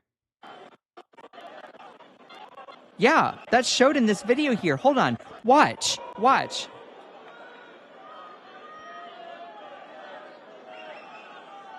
This woman goes over and takes a selfie. Touches his hair, apparently. What? I don't know. I don't know if she really touched his hair, but it just looked like a selfie that was real close. Like, let's look closely here. Hold on. You see the hand coming over.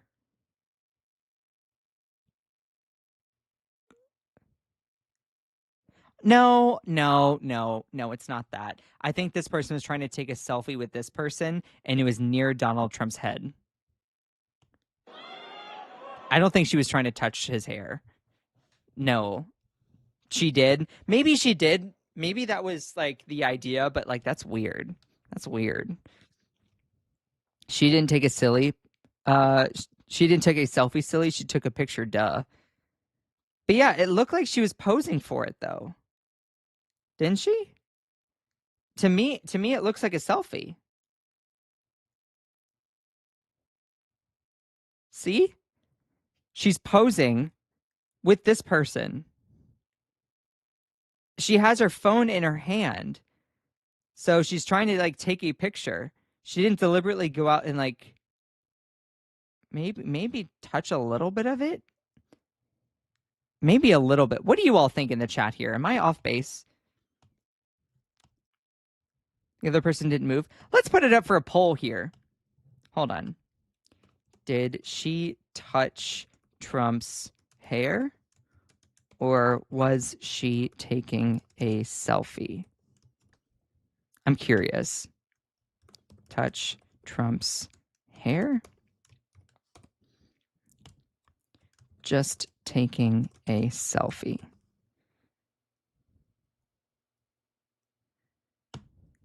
Maybe I'm off base with this one, but I'm looking at it and I'm like, I don't see. To me, you see the hand coming through.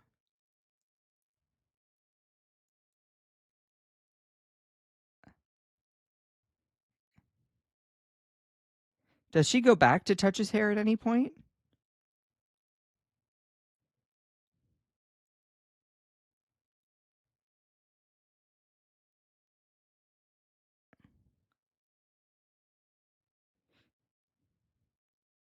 And yeah, the other person doesn't react. Maybe they didn't want a picture. See, 71% of you say just taking a selfie. See, I'm not crazy. I'm not crazy. At least half of you think so. I mean, why would she take... She has her phone in her hand. Was she going to take a picture of the back of Trump's head?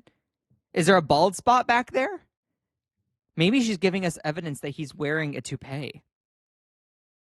That would definitely be something. Thank you for the flow state, Teresa. Thank you. Oh my God. I just like... I'm just looking at this. To me, I don't think that she was trying to touch his head.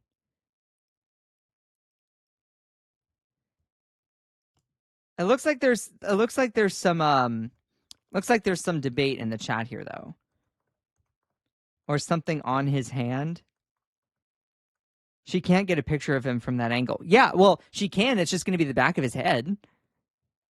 But maybe, again, my theory of the toupee, it was a ruse to get a shot of that magnificent Trump hair. Oh, my God. Let's actually, hold on. I'm going to duplicate this tab. Let's see. Trump UFC fight, woman touches. Let's see. Woman touches hair. Let's see if I can find it. Let's see.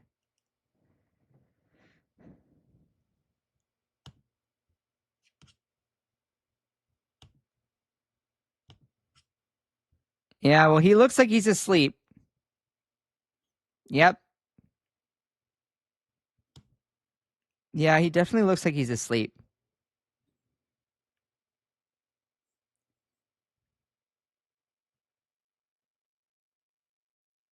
This person zoomed in this much. Wow.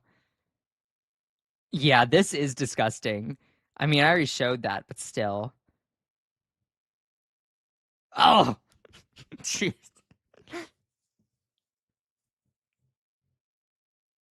Okay, this is... I'll go back to that in a second.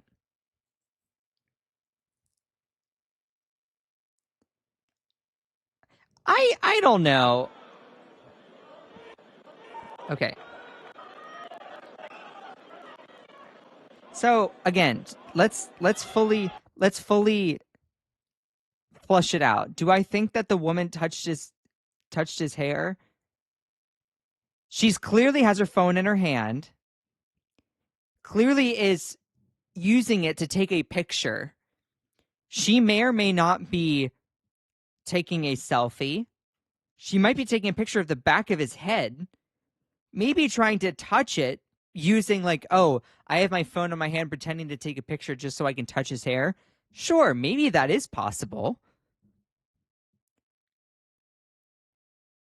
Maybe that is possible.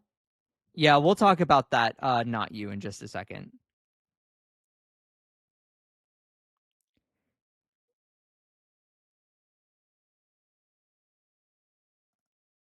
I don't know.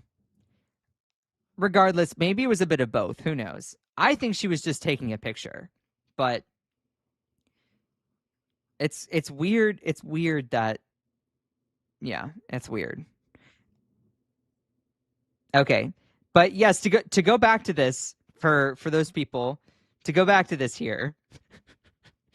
I showed this earlier in the live, but God. So the guy, let me bring it out for context here. Hold on. The guy that apparently won some sort of White House UFC fight thing, who then claimed that a Michelle Obama is a man, is the same guy that threw up on himself. I'm learning all of this in real time, okay? And lastly, Michelle Obama is a man. Am I right, America? Ladies and gentlemen.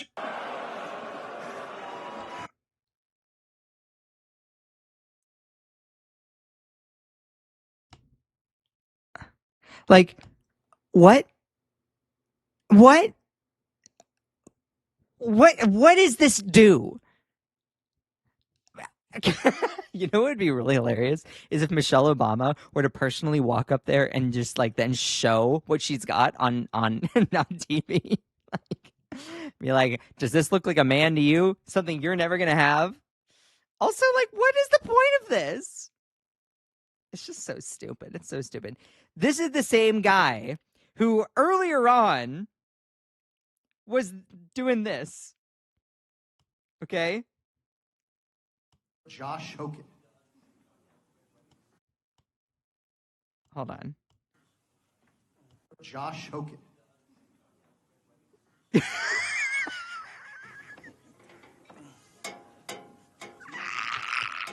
So what? Maybe I was drinking last night. But who wouldn't? Who wouldn't be? I have a giant black man that wants to knock me out. He has the most knockouts in UFC history. Be still, Josh. 231. 231, the official weight for Josh Hogan. And ladies He and goes, gentlemen, what are you please, guys looking at? Hogan. Dude! What do you mean, what are we looking at? They're trying to analyze you before you fight. Like, oh my God.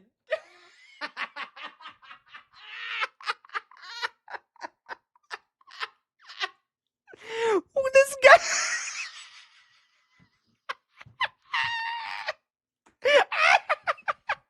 I didn't even catch it at the end. He goes, what are you all looking at? Hold on, we gotta watch it one more time. Josh Hogan. This man, he's like trying to walk. It's like an alien has inhabited his body, and he's trying to walk. And he's just like, is this how I do this thing? Is this how I do it? Oh my God, these notifications on my phone need to stop. Stop. Okay. It's like, look at him. It's like he's got jelly bones. Josh Hogan. It's giving Gerber baby learning to walk for the first time. Oh! So what? Maybe I was drinking last night. And again, as I said earlier in the live stream, I low-key love the honesty. He's like, so what if I was? So what if I was? What are you going to do about it, huh? What are you going to do? You want to fight? You want to fight me? But who wouldn't? Who wouldn't be? That's, again, as I mentioned, I'm sorry, I'm running out of commentary, but like go to work and be like, so what if I was drinking last night?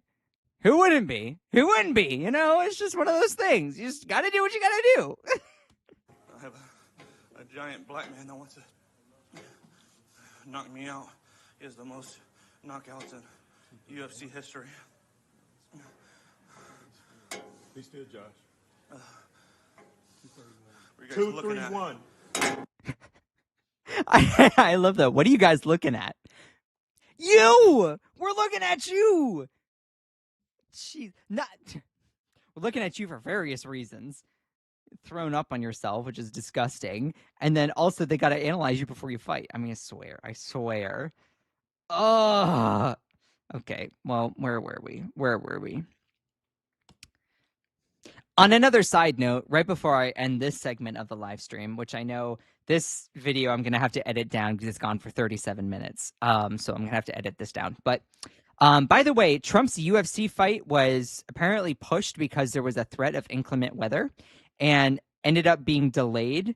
Forecasters called for heavy thunderstorms and winds. So that was something that kind of delayed it a little bit. And of course, Josh Hokit saying that, you know, Michelle Obama is a man, which I'm like, what in the world? And the last little bit, of course, is Trump raging about Democrats on his Truth Social. The Democrats want FISA, F-I-S-A, because that's what they used to go after me for 3 years during my first term. I don't know what he means as FISA. I'm against FISA. If it doesn't come with the Save America Act full version, I'm firmly attached to it. Okay. Yeah. So he goes on a rant about Democrats. One last little thing before I end this segment here, though. I want to point out that Donald Trump actually bought stock in UFC back in March. So he bought stock back in March for the UFC, and then all of this happened. I'm wondering how much Donald Trump is personally profiting off of that. Because here's the thing.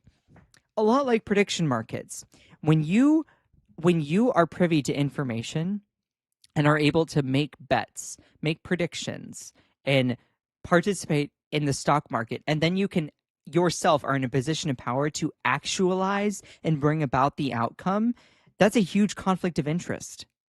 So Donald Trump buying stock in the UFC and then him as the president, then having a UFC fight in front of the White House on the South Lawn, yeah, to me, that's blatant corruption.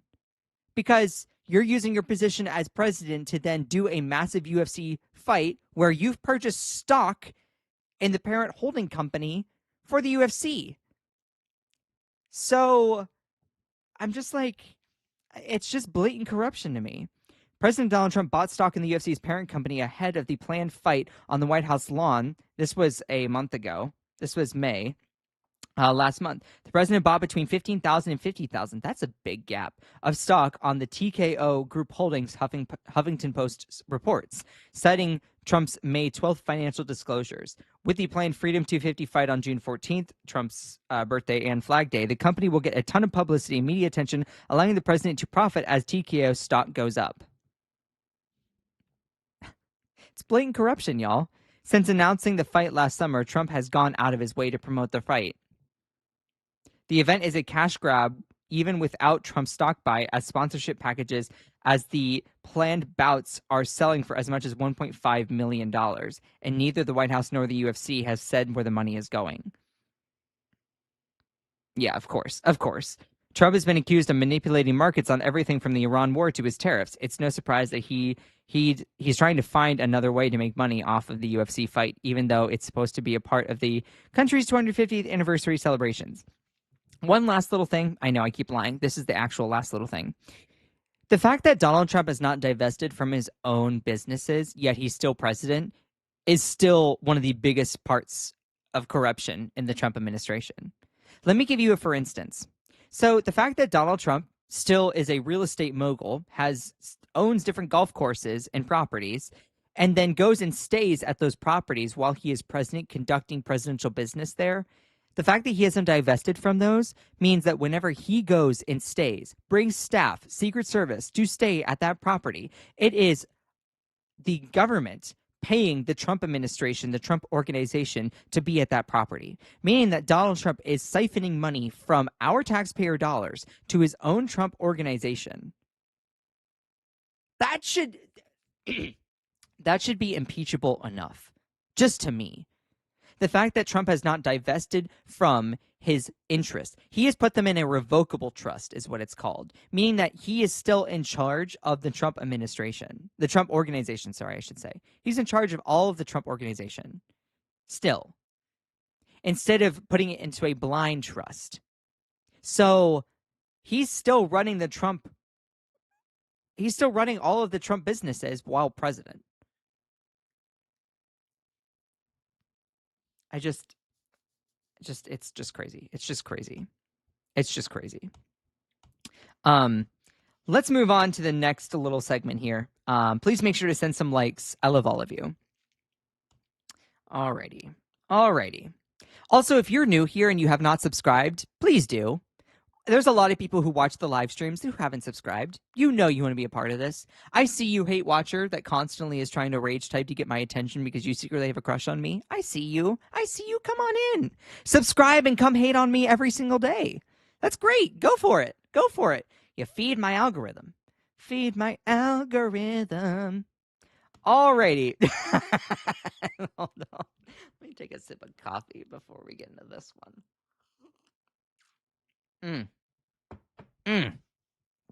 Okay, my phone will not stop with notifications, and it's really annoying me.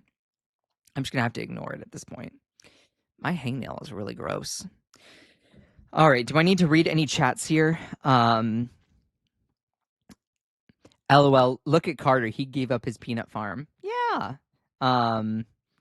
It is illegal. No one stops him, and our White House looks like trash because of him. Yeah, 100%. 100%.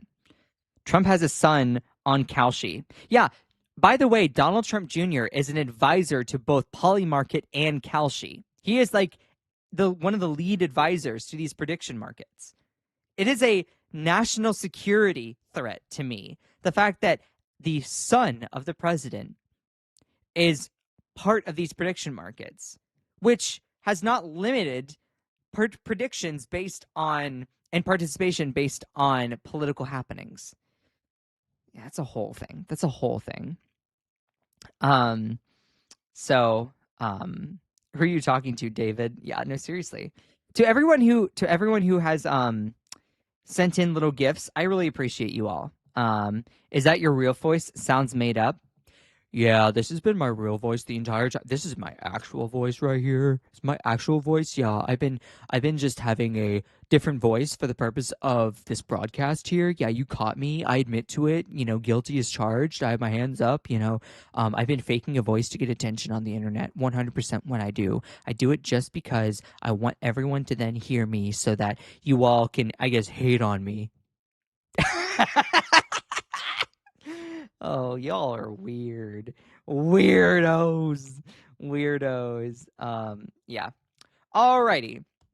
Let's get into this here, shall we? Make sure to send some likes. I appreciate every single one of you. Okay. So, all right. Trump has been a glorified interior decorator for a good chunk of his presidency, right? He has been focused on doing his Epstein ballroom. He's been focused on redoing these coating these 4 horse statues in gold. He has been focused on trying to clean up DC, is what he's kind of dubbed it, and including the Lincoln Memorial Reflecting Pool, and the Washington Monument, you know, all that whole area. But you know, it's interesting because he's poured in a lot of money to do these things, which I guess is good credit where it's due. You know, that's cool. I wish we would tackle more important things first. You know, I would love for us personally to prioritize, to actually fix some other real substantive issues, you know, before we even try fixing some stuff in DC regarding beautification projects. I would love for us to tackle something like gun violence. Personally, I would love for us to tackle infrastructure. I would love for us to actually tackle the price gouging from corporations. I would love for us to actually tax the rich and the billionaires a little bit more. I would love for us to actually fix infrastructure, transition to clean energies, not just for the purpose of the climate, but also for the purpose of, you know, the environment and also economic progress. Like, I would love for us to actually tackle and reprioritize spending American money on benefiting American people or ending homelessness. Maybe we could use that money to, like, I don't know, just improve education a little bit, you know, provide free school lunch and breakfast to kids. Oh, wait, Trump got rid of that. Love that. Anyway, but that all being said, Trump's priorities have been trying to make Washington, D.C. a more beautiful place, right? So we spent a good chunk of money on redoing the Lincoln Memorial Reflecting Pool. Okay, cool. That's awesome. You want to make it nice? Great. Trump's $14 million reflecting pool project couldn't stop algae from blooming in the DC heat. So, you pour all this money in here to do this exact thing, and you still get a whole bunch of algae. Bless your heart. Bless your heart. This is just karma at its finest. I love it so much. Okay. I mean, look, I don't want us to have a nasty pool, but it's just funny because this is the thing. I get frustrated when our lawmakers focus and prioritize the wrong things. To me, this should be on the back burner. The Lincoln Memorial Reflecting Pool renovation project, the ballroom project, the fixing up DC project. I'm sorry, but we have other bigger issues to tackle right now than interior decorating projects. Imagine if we had a President Kamala Harris who focused a lot of her time on beautification projects in DC. MAGA and Trump would go crazy berserk, claim you're out of touch. You're not in line with where the American people are. Then they do it and they're like, this is all patriotic. See, it's not about actually having principles and morals. It's about just trying to propagandize and brainwash people into your vibe, your excitement. And it's like, I'm sorry, I have principles. I don't want to do that. Anyway, all of that to say, let me officially start this segment here. All right. So Donald Trump apparently has been renovating a whole bunch of parts of DC, and that did not stop algae from blooming in his Lincoln Memorial Reflecting Pool that he spent a good chunk of money on, around $14 million. So, couldn't stop algae from blooming in the DC heat. Now, I live in the South, so I'll tell you, we've had a lot of heat and very little rain. That being said, algae, of course, is going to grow in that heat. President Donald Trump's $14 million Lincoln Memorial Reflecting Pool renovation couldn't stop algae from blooming in the DC heat and turning the water a murky shade of green once again. Bless his heart. The unsightly hue plagued the pool just in time for an estimated 125,000 people to descend on Washington for Trump's Freedom 250 UFC fight. I just imagine all these people that are Trumpers that are like, oh, the pool is going to look incredible and outstanding and awesome. And then they go and they're like, ew. It's a perfect example of what you get with Trump. Lofty promises. You get lofty expectations. And then as soon as you see the final project, you're like, ugh, gross. It's exactly a metaphor for Trump. 100% spot on. The Washington Post reported that the bloom expanded between Wednesday and Thursday amid wet and warm weather. Katie Martin, a spokesperson for the Interior Department, said in a statement, "What you are seeing is residual algae from the supply lines, which have been sitting dormant for 8 weeks while construction has been taking place. It is a part of the normal startup process. We are removing the algae and nano bubblers, which will maintain the pool and keep it algae-free." President Donald Trump is an expert builder who has fixed the reflecting pool for good, unlike the failed and extremely costly attempts by Obama and Biden. Propaganda, of course. Trump was having a pool bottom coated a shade of American flag blue to show off the beautiful clean water, the New York Times raised concerns about the renovation project was lacking. According to the paper, the project ignored a major underlying problem with leaky old pipes that it said would still allow algae to grow and cover up its new blue shade. Experts told the Times that unless the underlying problem with the leaky pipes is fixed, the algae could come back. And look, it did. If that happens, the pool's newly waterproofed blue floor could again be invisible under a layer of green murk, the report said, a prediction that came true just days before the pool was refilled. During Trump's first term, the Park Service said, quote, "The only solution was to replace thousands of feet of pipe, but it still has not done so," the report said, adding the Trump administration has set its plans that words, I can't English.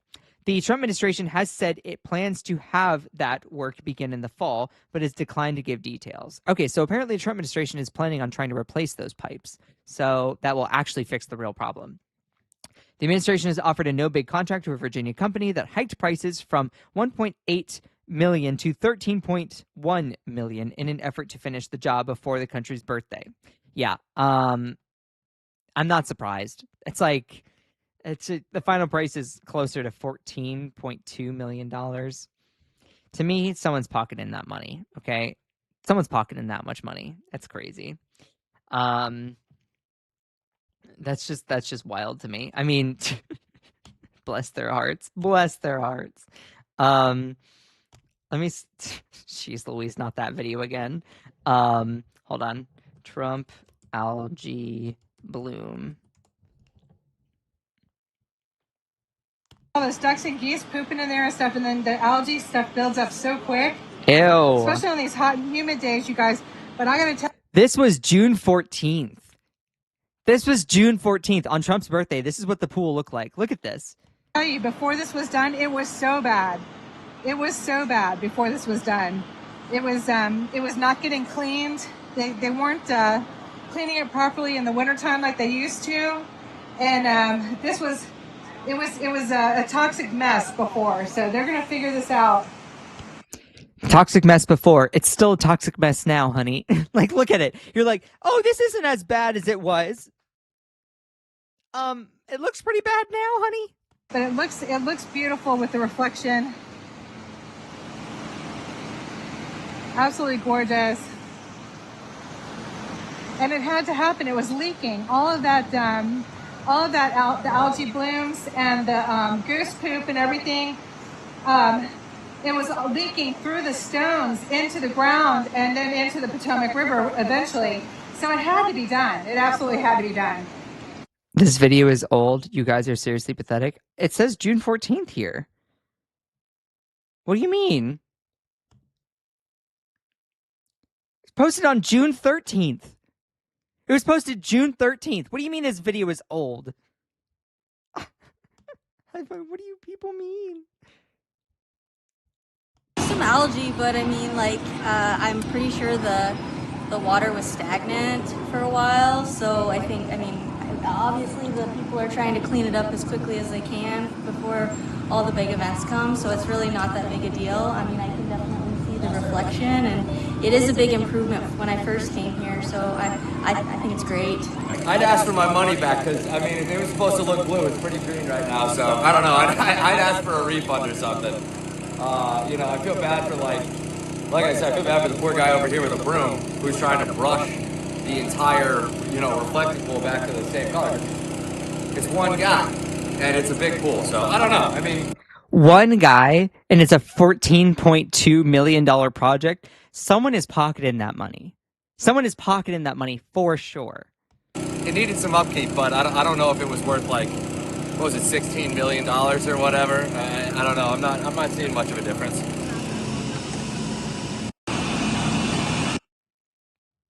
I mean, LMAO, Trump literally brought the swamp to DC. Pond. Now, here's the thing. If Trump wants to repair that pond, wants to repair the Lincoln Memorial Reflecting Pool, that's great. Cool. Fine. You heard it here. Like, that's cool. I just wish we would tackle other projects first. You know what I mean? I wish that we would actually focus on lowering the prices for prescriptions, for lowering the price for housing. I wish that we would actually negotiate in good peace, in good faith with Iran to actually get rid of this whole situation. I mean, we're now apparently going to be signing on Friday a memorandum of understanding to start a 60-day period to negotiate a peace deal, but we'll see if that happens. I would just love for us to pour American dollars into things that actually matter. Can we please, instead of focusing on redoing this pool, can we focus on, I don't know, giving teachers a little bit of a raise? Like a 5% raise? Just a little bit more? Public school teachers work super, super hard, and they don't get compensated the way they should, and they have to take second or even third jobs just to make ends meet. I'm sorry, can we use some of this money to invest in some public infrastructure a little bit? To actually pave roads and build necessary rail? I'm sorry, could we use some of this money to end homelessness programs? Not just feed homeless people, but actually give them the ability to work their way up into a job? I wish we would actually reprioritize the way that American tax dollars are spent. Instead of spending for endless war, $70 billion extra funding for ICE and more money for ballrooms. If we could actually do stuff to help people, that would be great, But this is what Trump thinks the money should be spent on, which, to me, I just fully disagree with. It's green with some black showing what's in black. And I just imagine all these Trumpers that come to DC for this UFC fight, and they see this. This is exactly what Trumpism is like: big, lofty promises, and hold on a second.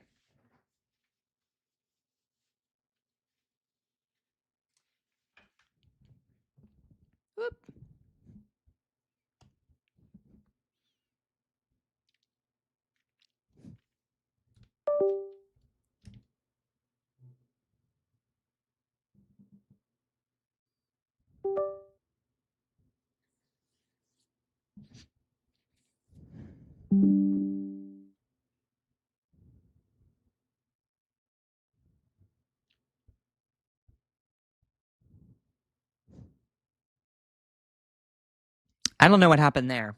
Sorry about that. I have no idea. My phone just froze. My phone just froze. So that's interesting. Love that. Love that. So anyway, you get the gist on that segment. You get the gist. Big lofty promises, and yet then you see this. So love that. Trump said he would bring this swamp to DC, LOL.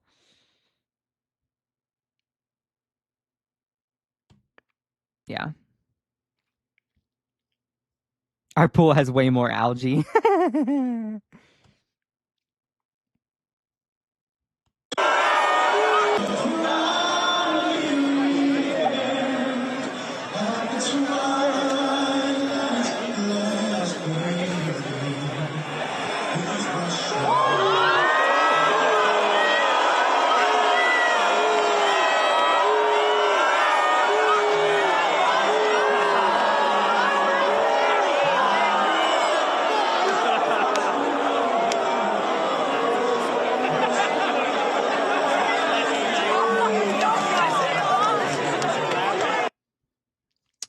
Yeah, not surprising there. Anyway, okay.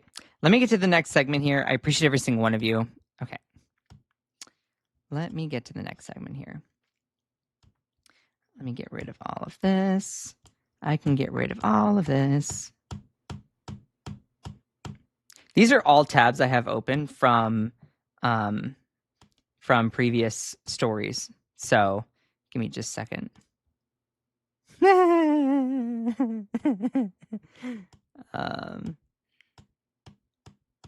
Okay. All right. All right. Are we doing okay in the chat here? Are we frozen? I hope we're not frozen. Okay.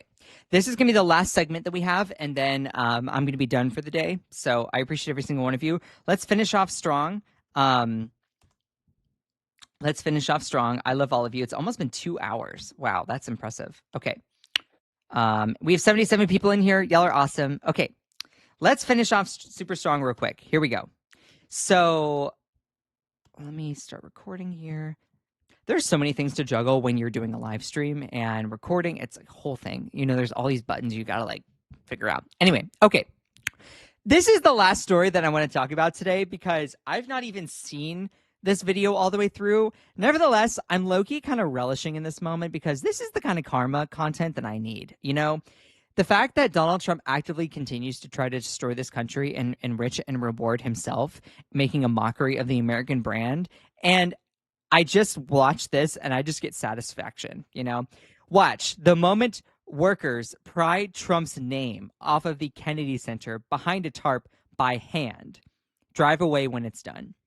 So obviously Donald Trump did not like the fact that when his name, it was ruled that his name was to be taken off the Kennedy Center. Boo-hoo, boo-hoo for him.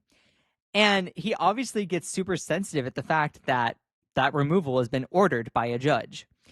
And the fact that these people, these workers, are required to put up a tarp so that people cannot film it is just silly. To me, it's just cuck behavior. Donald Trump cannot handle the fact that people want to obviously see it being taken off. He knows he's unpopular, but he can't stand it. So I want to play the video for you all. This common mistake doubles your electricity bill, and Big Energy is trying to hide this from us. Some fancy lab ran... What? No, I don't want this. Can this... I pay for Mediaite Plus. Why am I getting an ad? A study on 1,400 homes and found there's... You know what? Fine. You know what? That's cool. I'll just look up a video of it being removed. Okay, hold on. Not that video. I already did that video earlier in the live stream. I'm sorry, I can't handle it when I see it. Let's see. Trump name removed from Kennedy Center.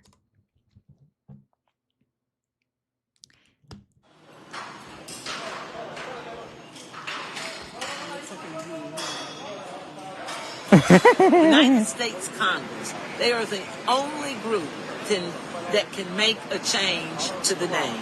This did not come before Congress. This is unlawful. Now, this tarp That's a Trump thing, you know, covering it up, not wanting the public to see his name come off of this vanity project that he has created. But the American people are stronger, they're better, and they're bigger than that. The name will come down, and justice will rule.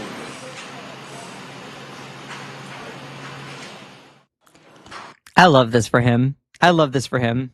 Well, if you thought the battle was over, it is not. Donald Trump appears to be making this another issue where he wants to just fight with the people of Washington, D.C., fight with the people who care about this Kennedy Center. He has left up this tarp draped over the scaffolding that they put up Friday night, and as you can see, blocks the name of the Kennedy Center.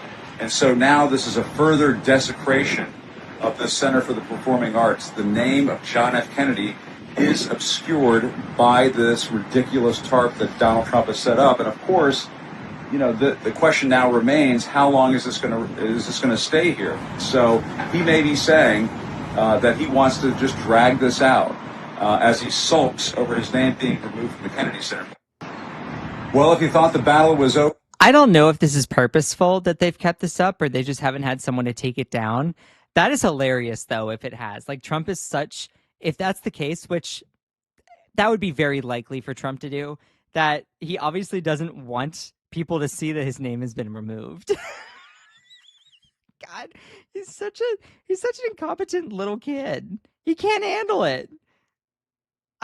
So workers removed Trump's name from the Kennedy Center. And so prying his name off there after they put it on, love that. And apparently they've left the tarp up.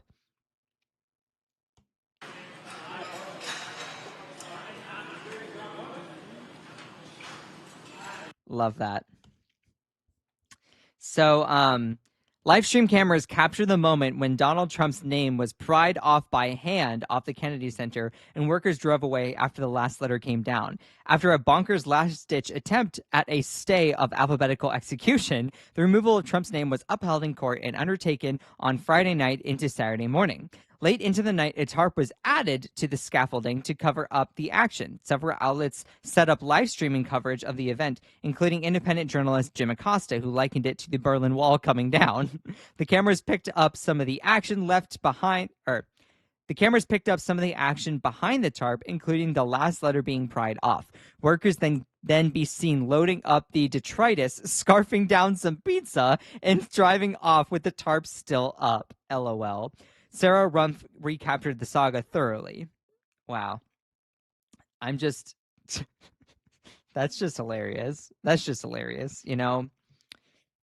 I just love this. I love the fact that, you know, it's coming down. So anyway, I've been live for just over 2 hours, so I need to take a break. I appreciate every single one of you. I am going to be posting some of the parts of this live stream back as videos. We'll see how they go, but I appreciate every single one of you. I know that returning to the vertical format was a little bit different, but I'm going to be staying with this format for now. All of you are amazing. I hope you all have a wonderful Monday. Mondays are actually my one day off, so that's why I go live a little longer on Mondays. I might make it a more robust production later on. That being said, I want to give a big shout out to all of my moderators in here. Akicha, you're awesome. Elisa, you're awesome. And all of the beautiful people in here, y'all are awesome and incredible. Let's see. To folks who, top fans. Jay Harrison, you're awesome. 420 Big Kush, that's a fun name. Teresa, JE Main Events, y'all are awesome. Dante B. Jackson, Badasktra, I don't know if I'm saying that right. Dark Mule, Punchik Sun, and Catherine Powers are in the top 10. Y'all are awesome. I appreciate every single one of you. Also, shout outs to some usual suspects and good friends that I see in here. Elisa, Not You, you're awesome. Who else do I notice? Stan Durko, love you, Stan. You're awesome. I'm just looking through like what it deemed as top fans in here. for people that I see on a regular basis. So anyway, if you're a quiet listener and you enjoy this live stream, thank you all for being here. Blondie Atomic is the song for the day. I'll definitely listen to it. I love what's that really good song by Blondie? She talks about the man from Mars. Rapture. Rapture is such a good song by Blondie. Anyway, also, I'm from North Carolina, and the Hurricanes won last night. Woo! So big Stanley Cup win.